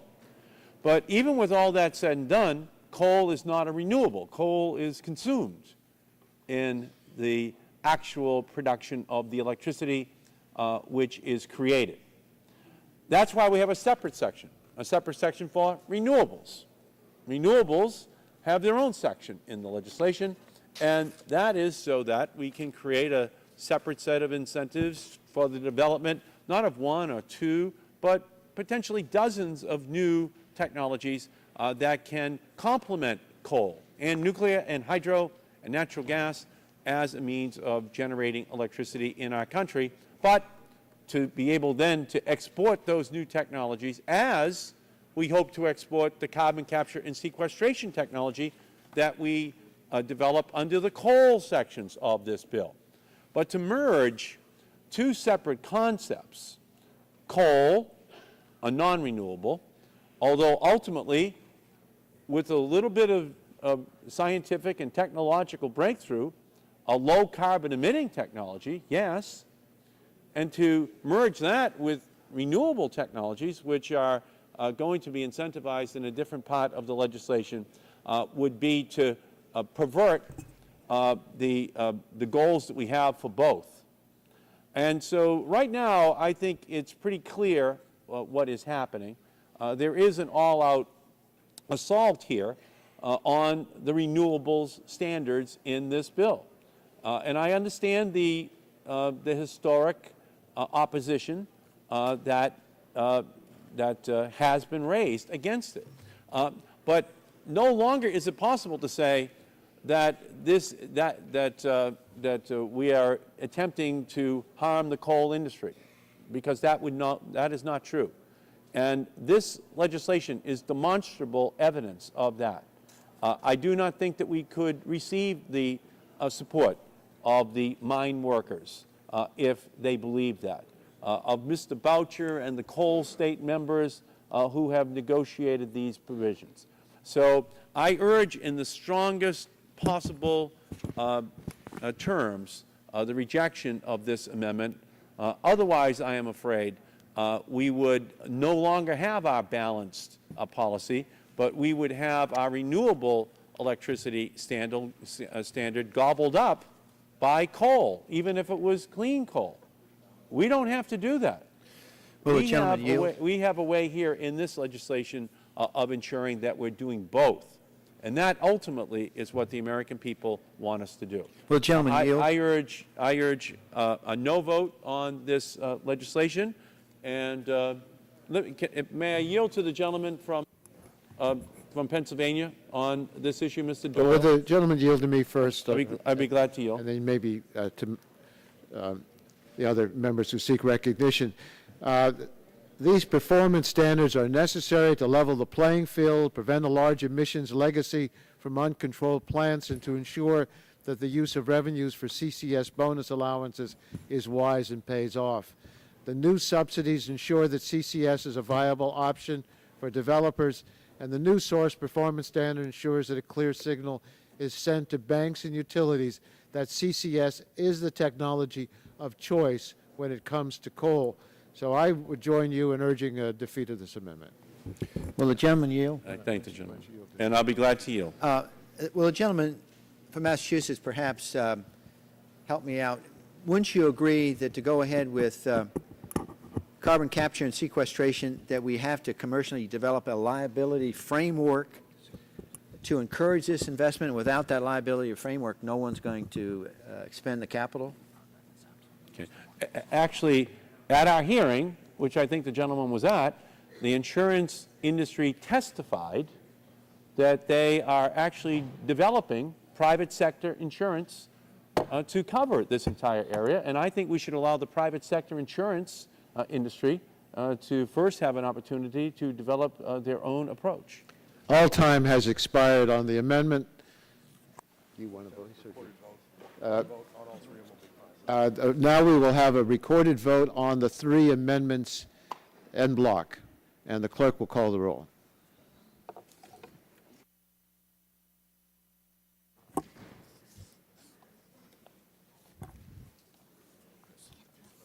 Mr. Waxman. No. Mr. Waxman votes no. Mr. Dingle. Mr. Dingle votes no. Mr. Markey. Mr. Markey. Mr. Markey votes no. Mr. Boucher. Mr. Pallone. Mr. Gordon. Mr. Gordon votes no. Mr. Rush. Mr. Rush votes no. Ms. Eshoo. Ms. Eshoo votes no. Mr. Stupak. Mr. Stupak votes no. Mr. Engel. Mr. Engel, no. Mr. Green. Ms. Daggett. Ms. Daggett, no. Mrs. Capps. Mrs. Capps, no. Mr. Doyle. Mr. Doyle, no. Ms. Harmon. Ms. Harmon, no. Ms. Schakowsky. Mr. Gonzalez. Mr. Gonzalez votes no. Mr. Inslee. Ms. Baldwin. Ms. Baldwin, no. Mr. Ross. Mr. Weiner. Mr. Weiner, no. Mr. Matheson. Mr. Butterfield. Mr. Butterfield, no. Mr. Melanson. Mr. Melanson, no. Mr. Barrow. Mr. Barrow, no. Mr. Hill. Mr. Hill votes no. Ms. Matsui. Ms. Matsui, no. Mrs. Christensen. Ms. Castor. Ms. Castor votes no. Mr. Sarbanes. Mr. Sarbanes, no. Mr. Murphy of Connecticut. Mr. Space. Mr. Space votes aye. Mr. McNerney. Mr. McNerney, no. Ms. Sutton. Ms. Sutton, no. Mr. Braley. Mr. Braley, no. Mr. Welch. Mr. Welch votes no. Mr. Barton. Mr. Barton, aye. Mr. Hall. Mr. Hall votes aye. Mr. Upton. Mr. Upton, aye. Mr. Stearns? Mr. Stearns, aye. Mr. Deal? Mr. Whitfield? Mr. Whitfield, aye. Mr. Shimkus? Mr. Shimkus votes aye. Mr. Shattuck? Mr. Blunt? Mr. Blunt votes aye. Mr. Boyer? Mr. Boyer votes aye. Mr. Radonovich? Mr. Radonovich votes aye. Mr. Pitts? Mr. Pitts votes aye. Ms. Bono-Mack? Ms. Bono-Mack votes aye. Mr. Walden? Mr. Walden, aye. Mr. Terry? Mr. Terry, aye. Mr. Rogers? Mr. Rogers votes aye. Mrs. Myrick? Mrs. Myrick votes aye. Mr. Sullivan? Mr. Sullivan, aye. Mr. Murphy, Pennsylvania? Mr. Murphy, aye. Mr. Burgess? Ms. Blackburn? Ms. Blackburn votes aye. Mr. Gingrey? Mr. Gingrey, aye. Mr. Scalise? Mr. Scalise, aye. Mr. Boucher? Mr. Boucher votes no. Mr. Pallone? Mr. Pallone votes no. Mr. Green? Mr. Green votes no. Mr. Kowski? Mr. Kowski, no.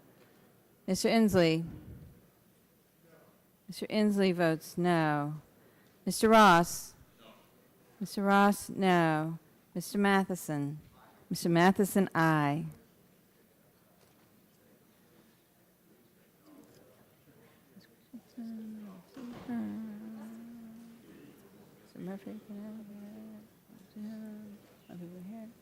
Mr. Shattuck?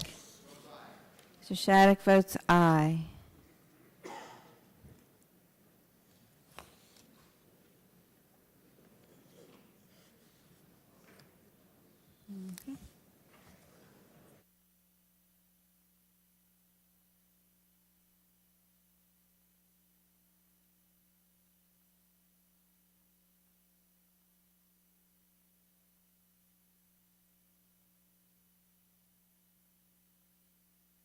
Have all members responded to the vote?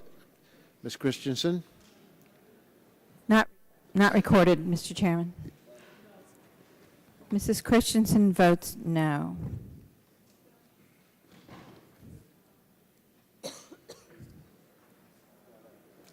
Clerk will report the vote. Mr. Chairman, on that vote, there were 23 ayes and 33 noes. 23 ayes, 33 noes. The amendment is not agreed to. Who seeks recognition? Mr. Wiener, do you have an amendment at the desk? Amendment at the desk, yes, I do. Do we need the speed reader, or can we get unanimous consent that it be considered as read? Consent it be considered as read for the purposes of debate and passage. Without objection, that'll be the order. Gentleman's recognized for 5 minutes. Mr. Chairman, I don't think I'll take the full 5 minutes. The Energy Star indicia is one of the most recognizable ones in consumer life, except because of lack of attention on the part of Congress and EPA, it has had its meaning diluted over the course of time. The Energy Star label was envisioned by the EPA to accommodate approximately the best 25% of products, the most energy efficient ones, would get the Energy Star logo.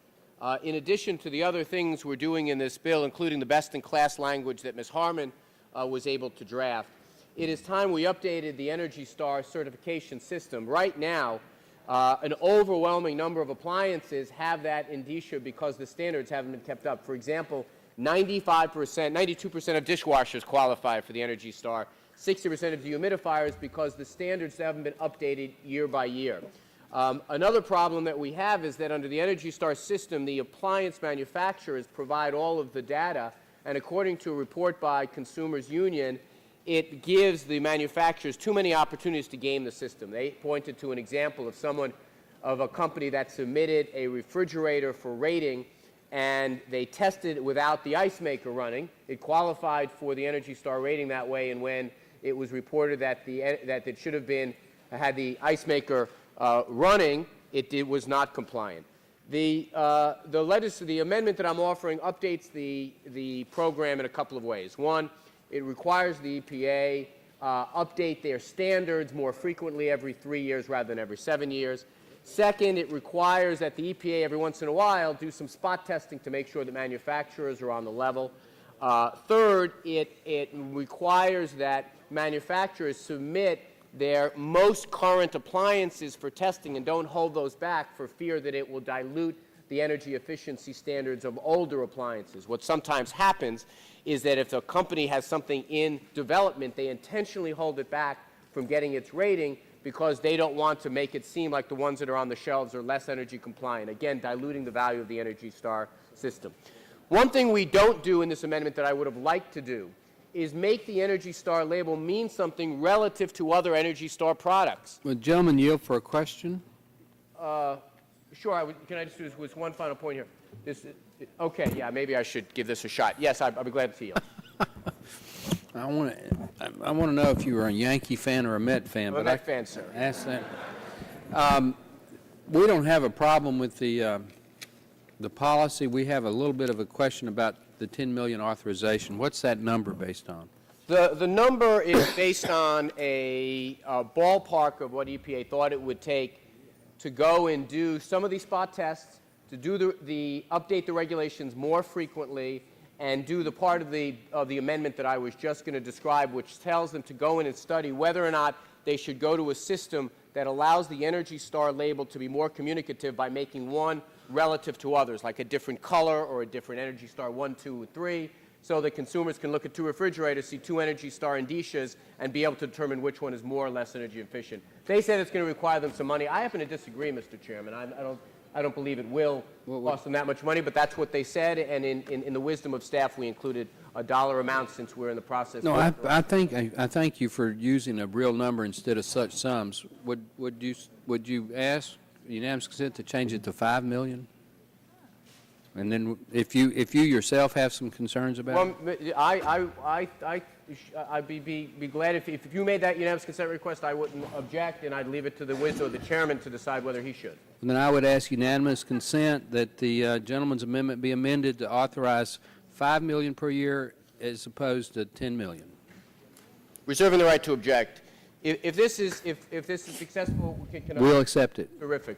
I will withdraw my reservation. Mr. Chairman, who has the time? Mr. Weiner has the time. Mr. Weiner, It's under unanimous consent request. Well, the unanimous consent is agreed to. And I yield to the gentlelady from California.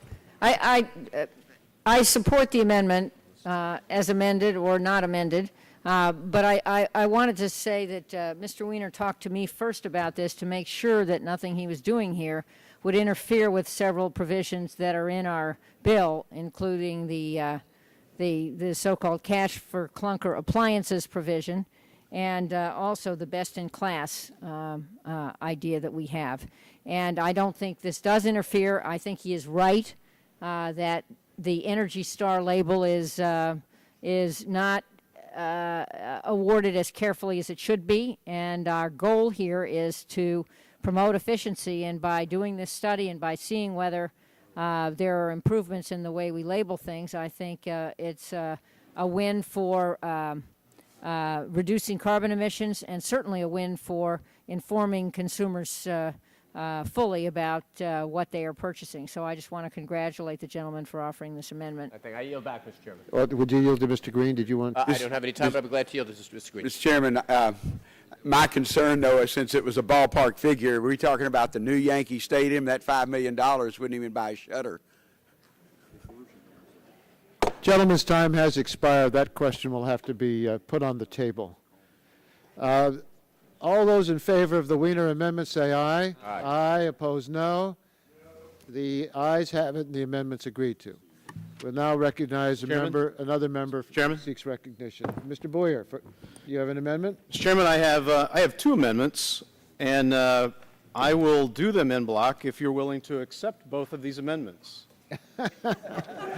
So if the best way to handle this, En banc does not mean in blind. well, I'm not prepared to accept Well, let me anything just- until I've seen it. Do you want to I offer it or understand. not? These are two very good amendments, and it's one in which I've worked not only with your staff, but also with Mr. Boucher. One is the amendment number 20, and the other is an amendment with Greg Walden with regard to mature forests. We've had good discussions, Mr. Chairman, with regard to the mature forest issues, and some of your members have also worked with our members on an amendment. And I'll do them both in block if you're willing to take them both in block. Well, I have to look at them first, and I'm not prepared to say that. Do you want to offer them in block and we'll discuss it, or do you want to offer them separately? Well, I guess One of those amendments Let me do it separately then. That'll give you a chance to look at them, and then you'll have the I'll tell you opportunity what, do it to in accept them block. individually. Let's do it let's do them together. We'll do them together. What are you And going to do? Just do it already. Honest. did you want to do this together to save time? Let's go ahead and pass out both amendments, Mr. Chairman, and I'll proceed to discuss if you like. Gentleman has two amendments we will consider en bloc without objection. And I'd like, And then if you without objection, we'll consider them both read. Mr. And I'd Chairman, like- reserving a point of order. And a point of order is reserved by the gentleman from Michigan. And I would like to recognize Mr. Boyer for 5 minutes. Thank you, Mr. Chairman. And then, if you disagree with one of them, we can bifurcate them no differently what we had done before with Mr. Barton. The issue with regard to the interconnection and net metering is an issue that Mr. Boucher and I have worked on together since 2005. And right now, I'd like for the members to know over the last 2 years, please, may I? Thank you. We have, over the last 2 years, we have a lot of renewable energy projects ongoing within the VA and DOD. So with regard to the VA, we have, with regard to solar alone, there are 54, no, strike that. With regard to renewable energy projects, there are 54, 38 of which are solar, 16 of which are geothermal and wind turbine.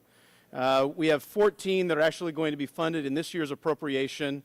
There are, of the 22 that I've been able to get in the work with the Secretary. Gentlemen, yield to me. Yes, sir. You have two amendments, one of which we support, so you may not want to talk at length about it. That's the net metering amendment for federal agencies. We support that amendment. The Very other well. one that you're offering with Mr. Walden is problematic, so perhaps you can spend some time talking about that one. Very well. See if you can convince us. Very well. I want to thank Mr. Boucher for his work, and I'll work with you on further issues that you and I have.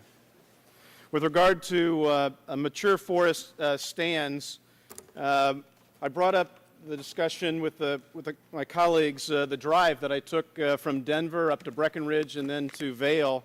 And what I've learned is that you have over 2 million acres of the lodgepole pines forest in Colorado.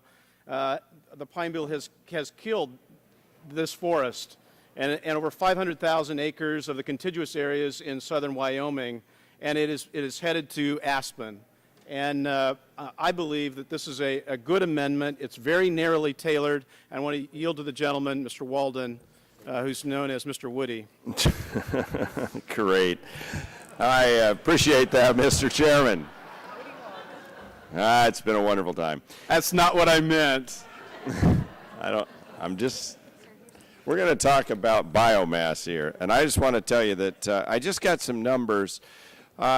In Colorado, for example, there are nearly 7 million acres of lands that are considered mature stand forests, much like what you saw in that photo on in the Colorado mountains. It's behind you. That would be off limits because of the term in this bill that lacks any scientific basis.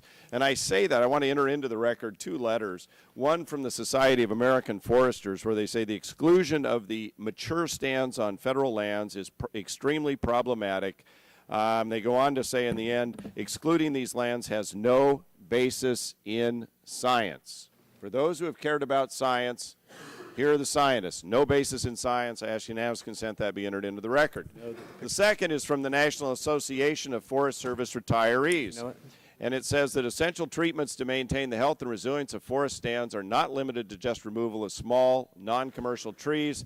Throughout stand development, trees become crowded, disease, or insect infected. They go on. These are the professionals in the forestry business, and we should listen to them. Now, let me just point out that there's nothing in this bill that will prevent the treatment of these trees from being removed. Let me make that clear. There's nothing in here that prevents this forest from being treated. Here's what the language mature stand says, however, is that all the material they take out of there will not count if it's burned in a new, efficient, new technology, new science-based energy-generating facility that's because it came off a mature stand. So you know what they're going to do with it, most likely? They're going to pile it up on the ground, wait till winter, and burn it. They call that a slash burn. They're going to burn it. They're going to just pile it up out here, wait till winter, and they're going to burn it, most likely. That's what they do when they do thinning. What we're saying is, why don't you take that material, chop it up, make it into woody biomass, bricks like this, pucks like I had the other day, replace coal, generate electricity, create heat sources, and do it in a way that doesn't emit greenhouse gases, that is highly efficient, and that produces renewable energy. I'd like to reclaim my time. In Colorado State University, what they're saying is if we don't go in and do these selective cuts, within the next 3 to 5 years, Colorado's mature lodgepole pine trees will be gone.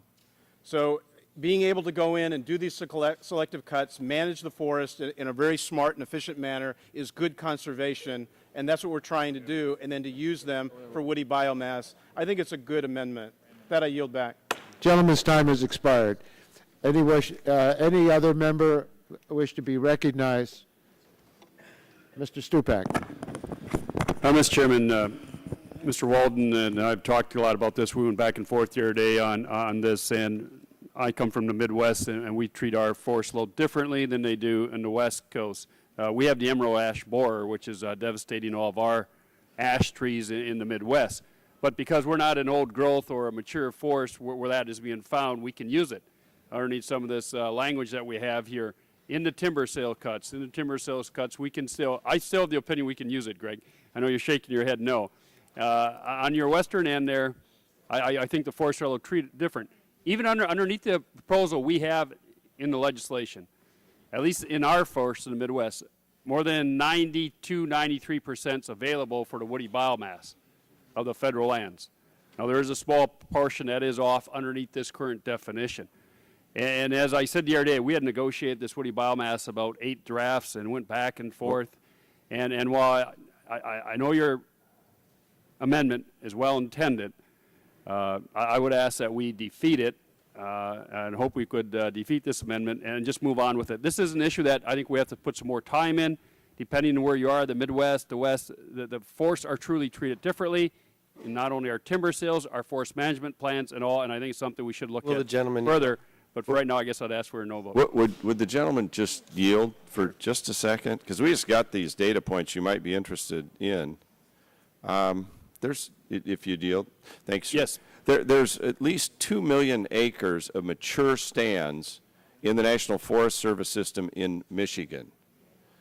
Half of that will most likely, on average, not be available under the bill because of the roadless term, and half of that won't be available because of the mature stand term. That's mature stands, 2 million. In Minnesota, it's 1.1 million. You can go all over the country, and if you're down in Georgia, it's 640,000 acres, and Idaho's 10 million acres, and you have mature stands, and the bugs you talk about get into the mature trees. But reclaim my time. That's very. I have 3 national forests. That 2 million acres is very small compared to my whole comparison of my forest. Like I said, it's about at most 8%. If I could just follow up, the total number in the National Forest Service system. You're right. Most of the federal lands is on the west side of Mississippi. Half there's about 150 million acres of Federal Forest Service lands that's treed, that's forested, actually forested, not grasslands. Half of that is off limits because of this bill, right off the top, because it's mature stand. Half of it, right off the top. And the scientists say there's no scientific basis for that. You're going to go do the treatment. This is about what you do with what comes out. I agree. You're going to just burn it and slash as opposed to efficiently burning it without greenhouse gas emissions to any amount. But I understand, and I appreciate your willingness to... I'd be willing to continue work on this thing, Greg. Yeah, I realize there's some more issues there we got to resolve. I think you can accept it here. The gentleman accept it, and we'll work on the details? Now, when we put together this, like I said, 8 drafts, there's been a coalition of us worked on it, and I think you that's the purpose of the committee process, to improve the work when you find something wrong. Bart. Correct. And I'm not comfortable yet. I think there really is differences on the way we treat it from the Midwest to the West. So let's look at those a little bit more. I'm not prepared to say you have the right answer yet on it. Gentleman, you. Yes. The committee process and the markup is to resolve issues, but we've considered this issue over and over and over again in the last 3 days. And I think you'd be a lot more effective if you accepted the willingness of members on both sides of the aisle to just continue to work on this issue, not to bring it up for a vote every day. Well, Mr. Chairman, if I might, I have been in personal discussions with the gentlelady from Colorado for a day or two, the gentleman from Michigan. True. We've been in contact with the gentleman from Arkansas, been working with the gentleman from Washington, Mr. Baird. There have been a lot of, this amendment is not the same as the one I brought up. This simply strikes the word mature forest. You know what? We've been working. I want to withdraw the comments I just made. You are representing your constituents as you believe best, and you care about this issue, and you've been tenacious about it. And I would like to encourage people to continue working on it, see if we can resolve it. Well, but I would urge that we not accept this amendment now, because I don't think we're ready I don't think we've reached that point where we're all feeling comfortable with it. Will the gentleman yield? I'd yield to Mr. Gett. I would like to echo what the gentleman from Oregon is saying in terms of, he really is working hard on this, along with members on both sides of the aisle who are from the Rocky Mountain West and the Northwest.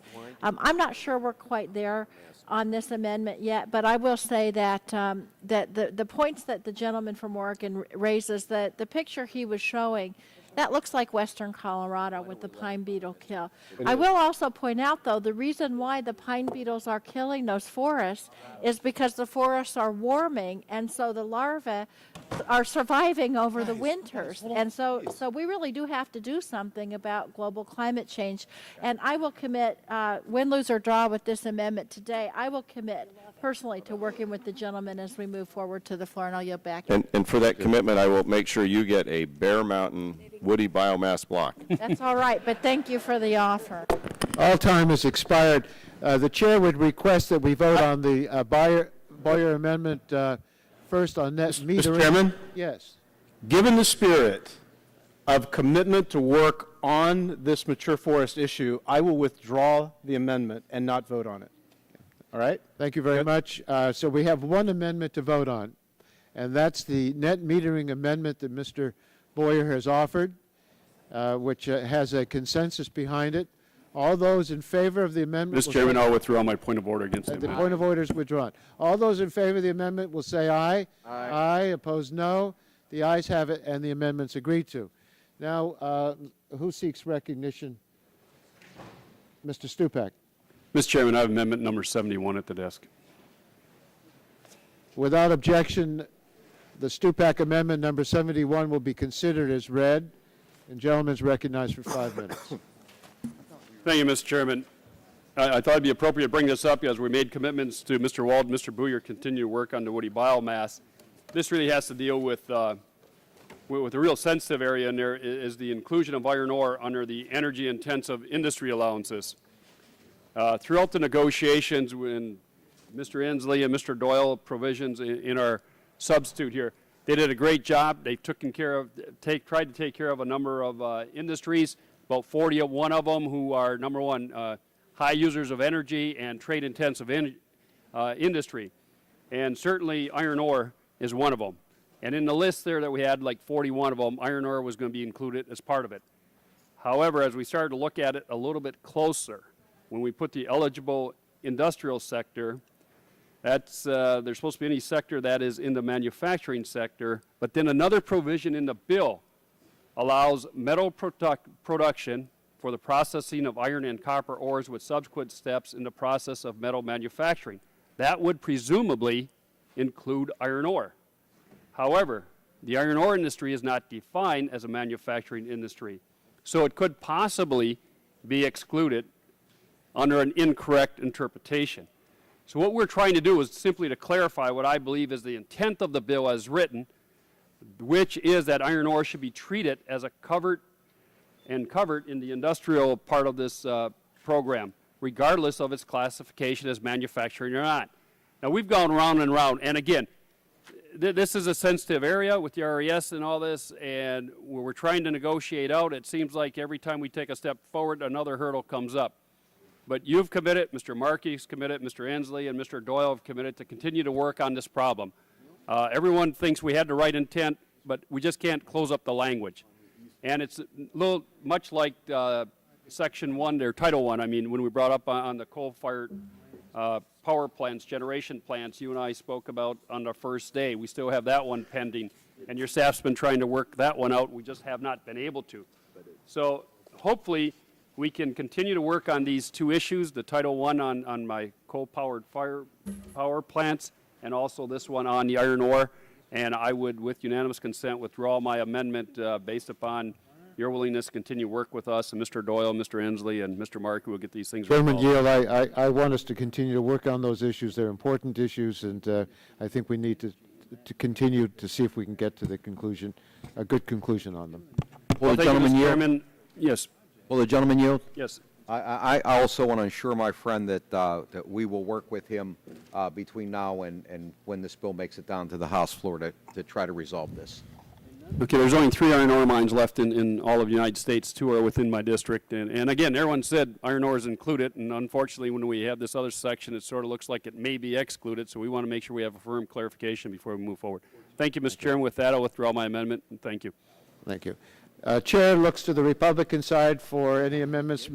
Gentleman from Michigan. Mr. Chairman, I have an amendment that I'm offering in block with Mr. Terry and with Mr. Radonovich. Yeah. Can I reserve a point of order? 3 amendments that Oh, I'm are... sorry. I'm sorry. Mr. Scalise was next. And we Mr. told Scalise? Mr. Scalise he'd be next. Okay, Mr. Scalise, you recognize you have an amendment? Yes, Mr. Chairman, I have an amendment at the desk, numbered 005. Chair, we reserve a point of order. Without objection, the amendment will be considered as read. The gentlelady from Colorado reserved a point of order, and the gentleman is recognized for 5 minutes. Thank you, Mr. Chairman. This amendment deals with the trading component of this piece of legislation. There hasn't been a lot of discussion yet on the trading scheme under cap-and-trade energy tax. What this bill does is bans speculators, foreign governments from getting involved in the process of buying and selling energy in the United States. So what it ultimately will do, and if you look, we had some testimony when Vice President Gore was here a couple of weeks ago. One of the comments that came up earlier today was the involvement of Enron in the California electricity crisis and the fact that they were speculating. It was pointed out in the hearing with Vice President Gore that Enron's CEO, Ken Lay, was at the White House back in August of 1997, met with President Clinton and Vice President Gore to help develop the cap-and-trade scheme. So clearly Enron had an interest, and in fact, when I'd asked Vice President Gore about that meeting, he did not dispute that the meeting occurred in the White House. So clearly Enron had a real big interest in cap-and-trade because the trading scheme allows for the creation of a new commodities market. It allows for, in essence, rationing of energy in the country, where you then have to go and buy the ability to emit more carbon than the government gives you as a cap. And so at a minimum, and it was talked about yesterday a little bit on the regulations in Section 341, there was some talk that there are some regulations to limit exposure that taxpayers would have, but the prohibitions here do not prohibit speculation. It prohibits excess speculation, but it still allows speculation in this commodities market. And so it also allows governments, foreign governments, to come in and have up to 10% of the regulated allowances that they could then buy to turn around and sell to American companies at a premium, which would then be passed on in higher utility rates to consumers. So with all the talk that we've had about foreign oil, Saudi sheiks would be able to buy these permits and then turn around and sell them to U.S. companies that would have to buy them in order to emit energy. The Chinese government would be able to come in and buy these permits. Now, we know that the Chinese government is not buying any more of our debt because we're spending too much money here in Washington. But this is creating a new place for them to go and put their money. So the Chinese government can go up and buy 10%, up to 10% of all of these allowances on this new commodities market and literally help control the U.S. economy on energy. That's in the bill. It's allowed right now. My amendment prohibits that. And so as we've talked about all of the dangers of speculation, especially as we've talked about all the jobs that are going to be lost to China, and we tried to block some of that. We were not successful in getting amendments to block it. So if we know China is going to get millions of our jobs, at a minimum, we can stop them from profiting off of the trading scheme in this bill. And so that's what this amendment does. It takes out the ability for speculators and foreign governments like China to buy and trade these energy emitting permits. So that's what the amendment does, and I yield back the balance of my time. Mr. Chairman. Mr. Chairman, I withdraw my reservation.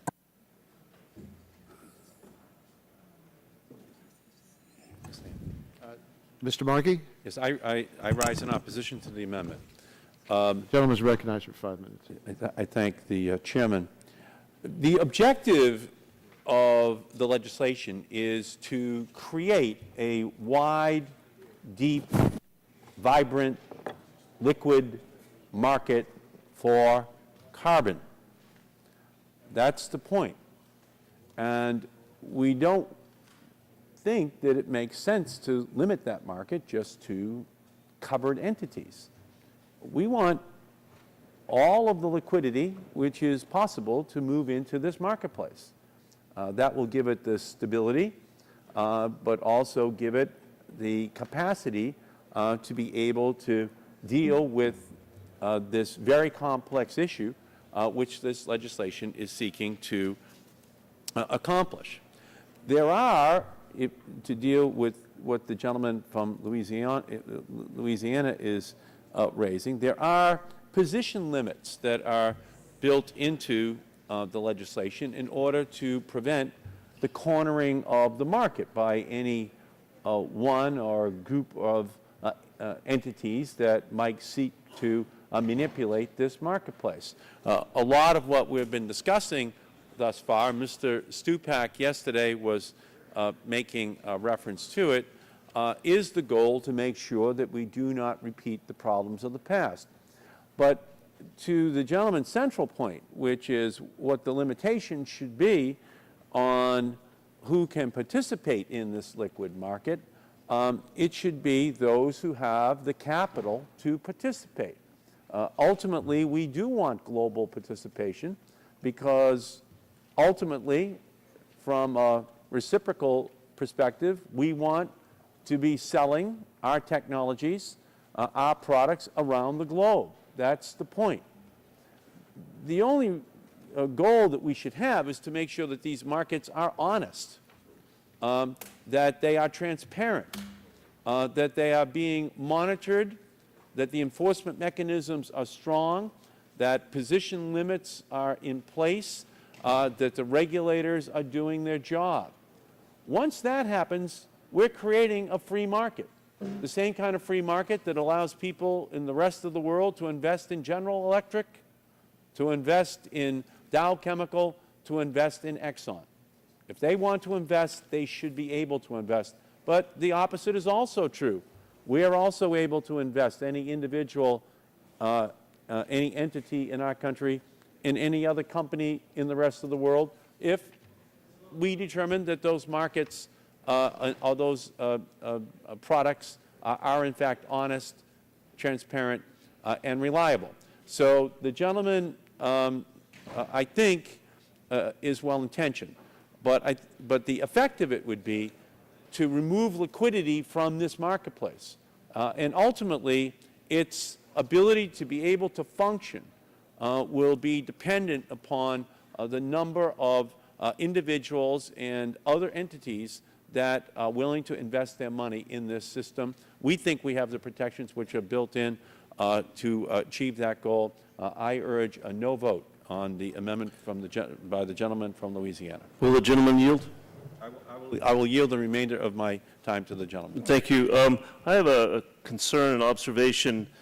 This sort of language may prevent new players from coming into the market. You always want to have a robust market that allows young companies to come up, and if they're not certified yet, then they're not going to be able to buy the allowances. It's going to make it much more expensive for them to get into the market. Is that a consideration?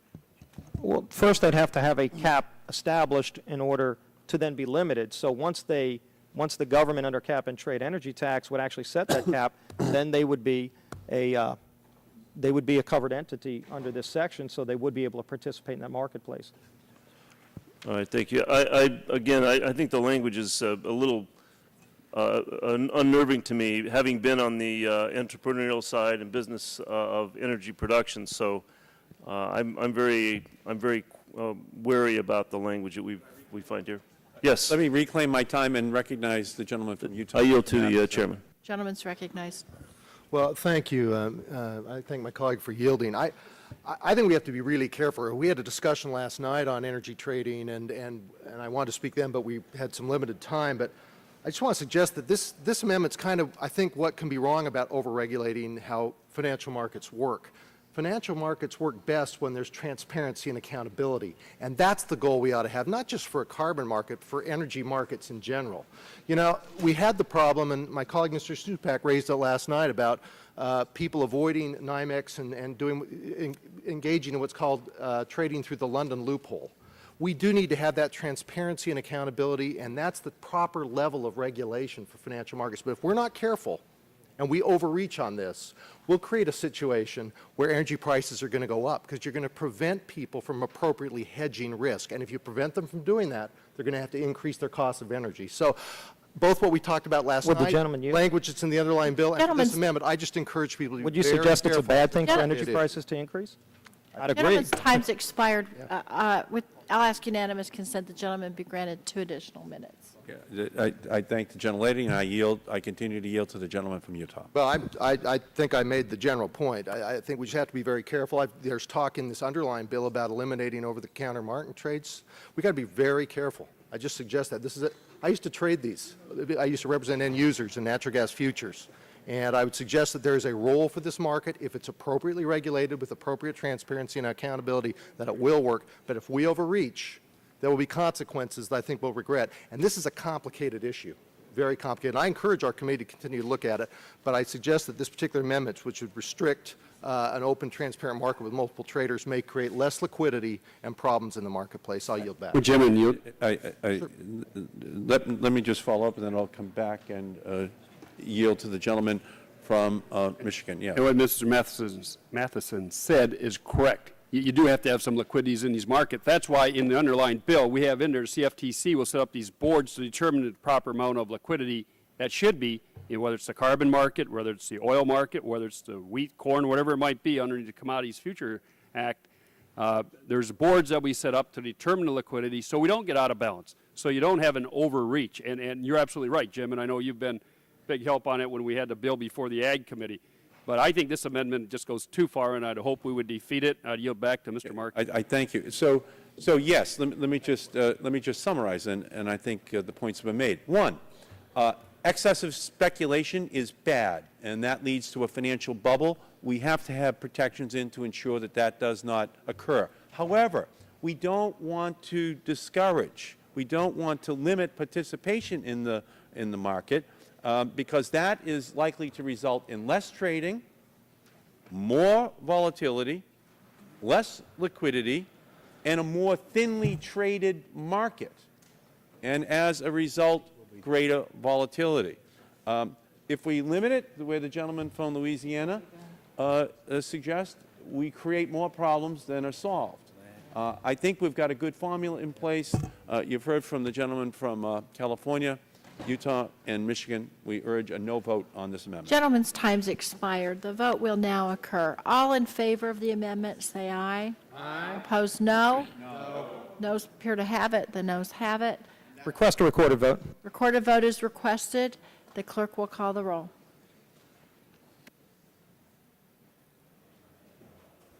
Mr. Waxman.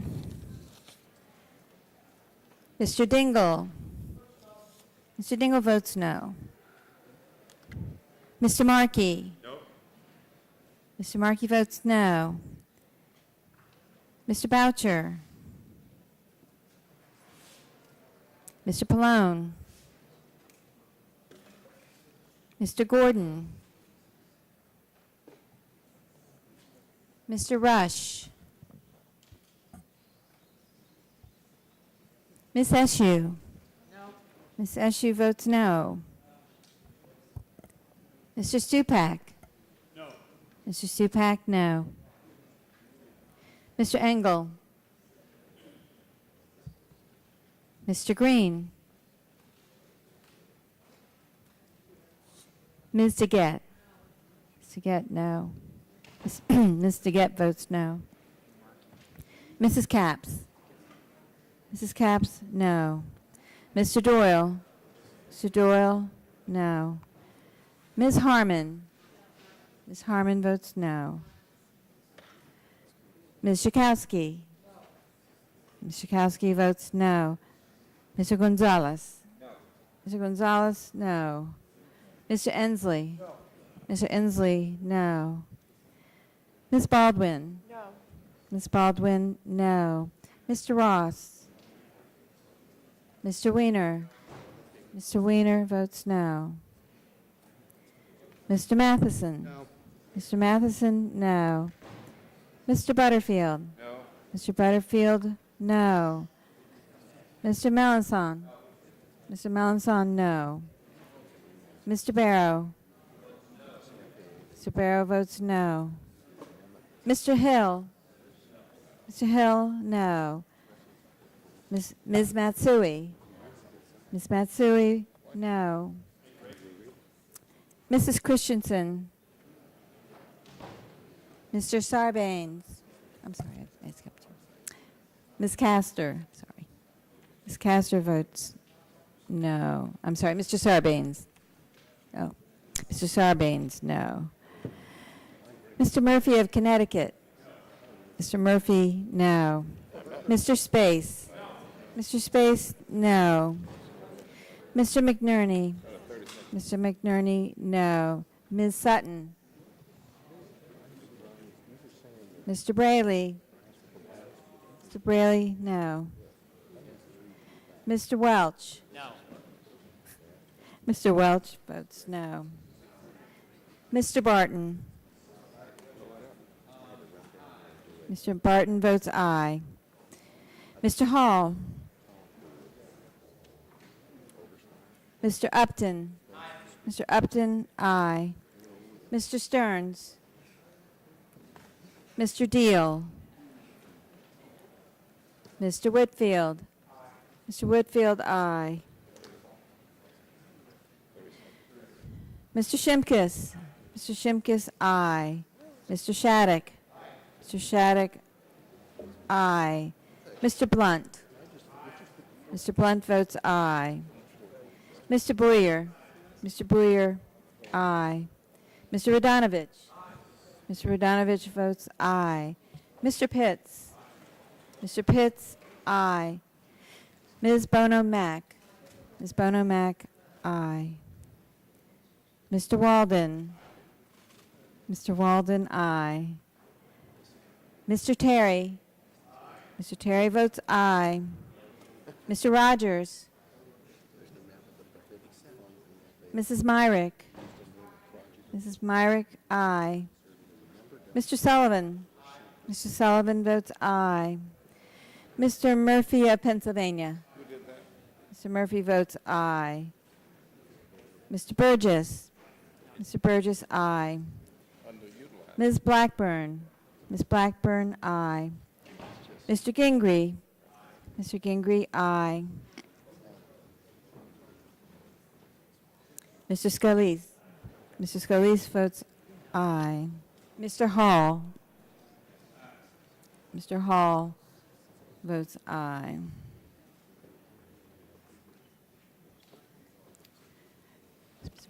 Mr. Waxman? No. Mr. Waxman votes no. Mr. Pallone? No. Mr. Pallone votes no. Mr. Gordon? Mr. Gordon votes no. Mr. Rush? Mr. Rush, no.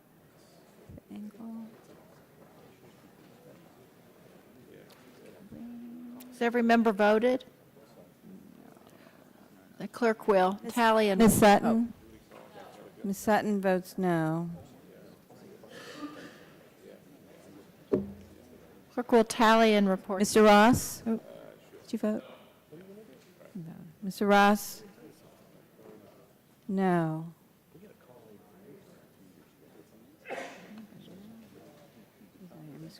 The clerk will tally and report the vote.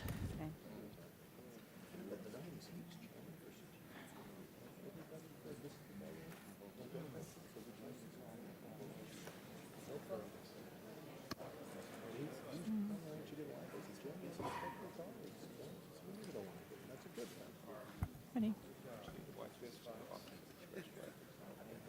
On that vote, Madam Chairman, the ayes were 20 and the nays were 32. Ayes were 20, the noes were 32. The amendment is not agreed to. The chair recognizes the gentleman from Washington, Mr. Inslee.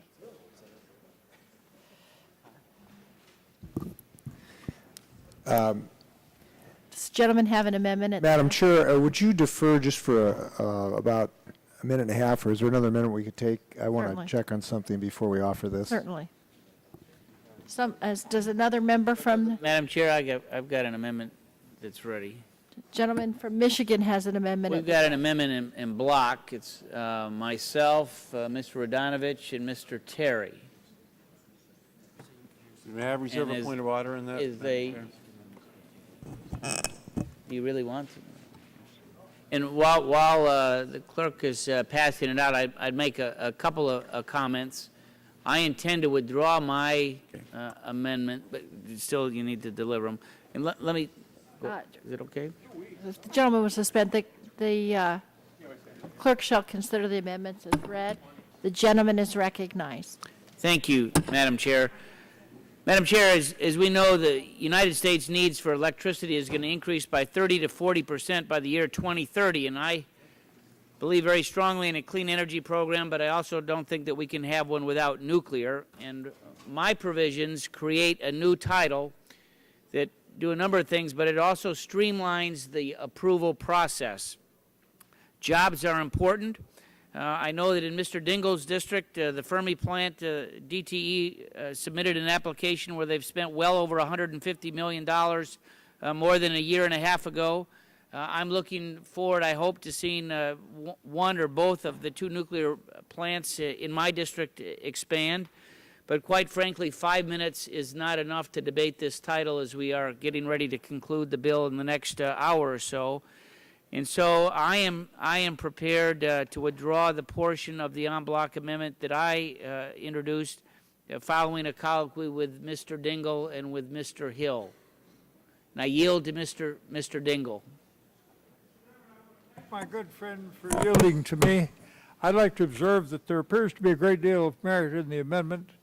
I think that there is a certain amount of controversy with it also, but I would like to work with my good friend to, if possible, get it into shape where we could offer it at some future time and see to it that it was successfully included in this legislation as we move through the process. So I want to thank him for what he's doing. I have high regard for him and great affection. Mr. Hill? Yeah, Mr. Chairman, I would echo what Mr. Dingell has already said about Mr. Upton's bill. You know, the elephant in the room on energy independence and clean energy is nuclear. And I think we need to get over the fact that it's not something that America wants to do anymore. And for some reason, we have got this attitude that nuclear needs to be off the table. Well, we need to get it back on the table because nuclear is the one technology that is proven.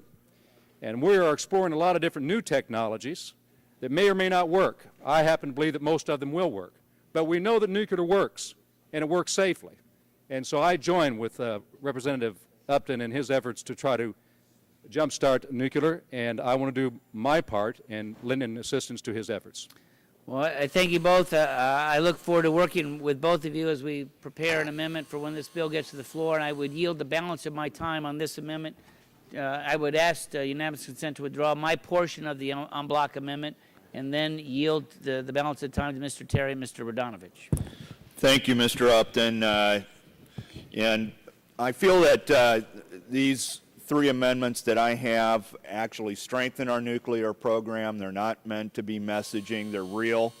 One, number 27, authorizes the additional $50 billion to the loan guarantee program.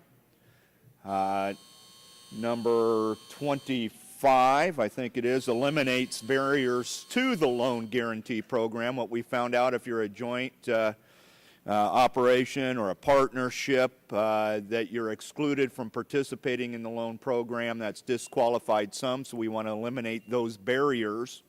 Also, to encourage the modern technology of recycling within the nuclear power, what number 20 does is defines recycled nuclear fuel as a renewable. With that, am I authorized to yield to Mr. Radonovich? Please. I thank the gentleman from Nebraska. My amendment is simple, Mr. Chairman. It makes a state ineligible to receive emission allowances if the state prohibits or limits the construction of new nuclear facilities for any economic or other reason. It affects about 16 states in the country, and hope for a yes vote on this, and yield back, Mr. Chairman.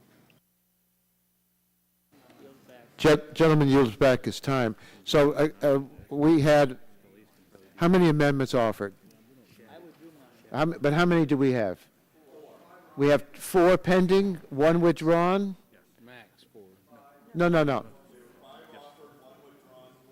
Okay, so we have 4 amendments that we're considering by unanimous consent in block. And as I understand, there's opposition to that en bloc amendment. Mr. Markey, do you want to express your opposition now? And do the members want to vote? Or shall we respond to the votes on the floor? Why don't you give your opposition, then we'll vote when we come back, unless we can do it quickly. Well, this is an important debate, Mr. Chairman, a very, very important debate. So I hope... Well, then why don't you use your 5 minutes of opposition, and then we'll come back and vote. Thank you.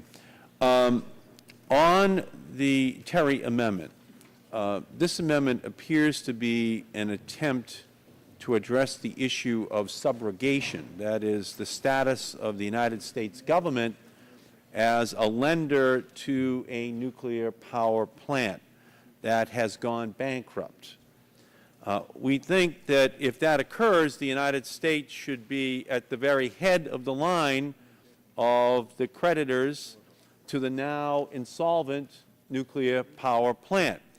This amendment is designed to change that, to not let the taxpayers who have provided the loans for the nuclear power plant to be first in line to gain access to whatever assets are left of that nuclear company. Our staff asked the head of the Nuclear Energy Institute whether this language was something that they were seeking. He just told us no, they're not seeking it. And so as a result, this appears to be an attempt to do subrogation. Can you read the language? But it will was... the gentleman yield for 5 seconds? I'll be glad to yield. That is no way the intent. Which one are you reading?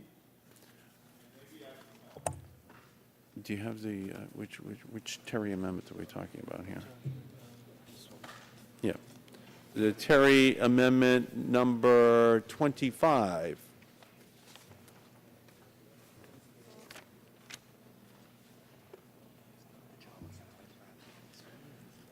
What? Okay, Could you- 25, that would the- joint ownership and partnership with another qualified public power entity. So would the gentleman explain if that's, if he is not, if he is not intending on changing the laws of subrogation, could he explain what he is intending on accomplishing? It is not intended to change the subrogation. It is intended that when two entities partner up together, that they should be eligible under the loan program. There's actually been denials of application to the loan guarantee program because they're a joint ownership or a partnership.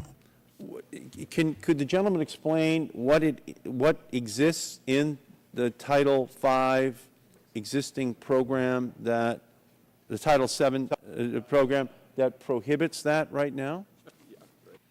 I cannot explain that. All I know is that they have been denied joint ownerships or a partnership between two entities have been denied. And so this clarifies the language that a joint venture or partnership would still be eligible. If the gentleman would yield, we have not been able to find any language in the law which prohibits that, but we do know that there are some who wish that in the event of a bankruptcy, and since tens of billions of dollars of taxpayer money is now at risk because these nuclear power plants are being built with federal taxpayer dollar guarantees. So if something goes under, that means that we lose the money. The taxpayers lose the money. So who do the taxpayers go against? And what has been happening is there has been an attempt to modify these subrogation rules in a way in which each one of the entities are not liable to the taxpayers for the bankruptcy. And so that's the concern that I have. And otherwise, there is no explanation for an amendment of this nature since there really is no prohibition on joint partnerships.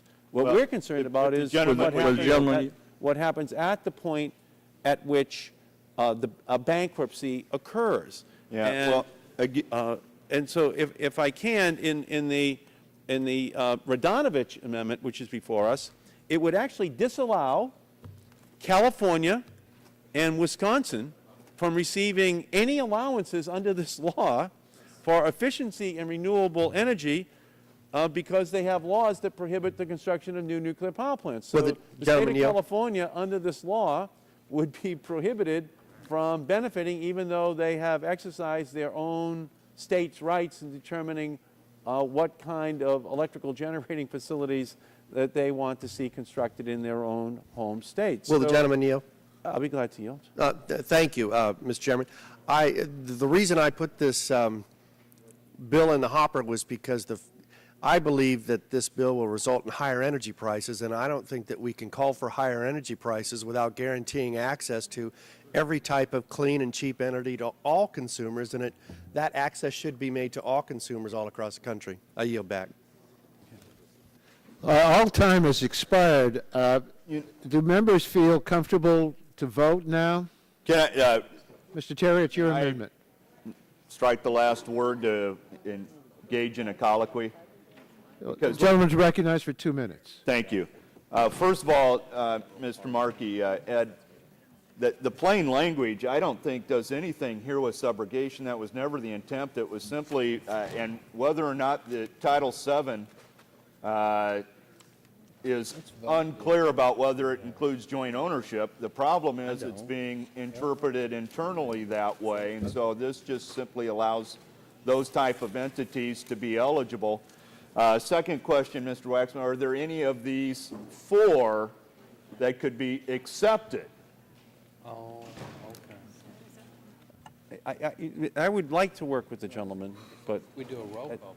at this point, I'm just unsure of what the intent of it would be. Let me ask the gentleman, if you would.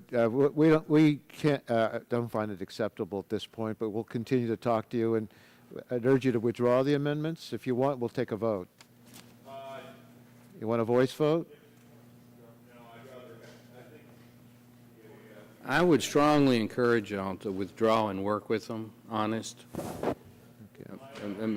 They got 36 votes, we got 23, half our members aren't here. We got 5 more amendments to do.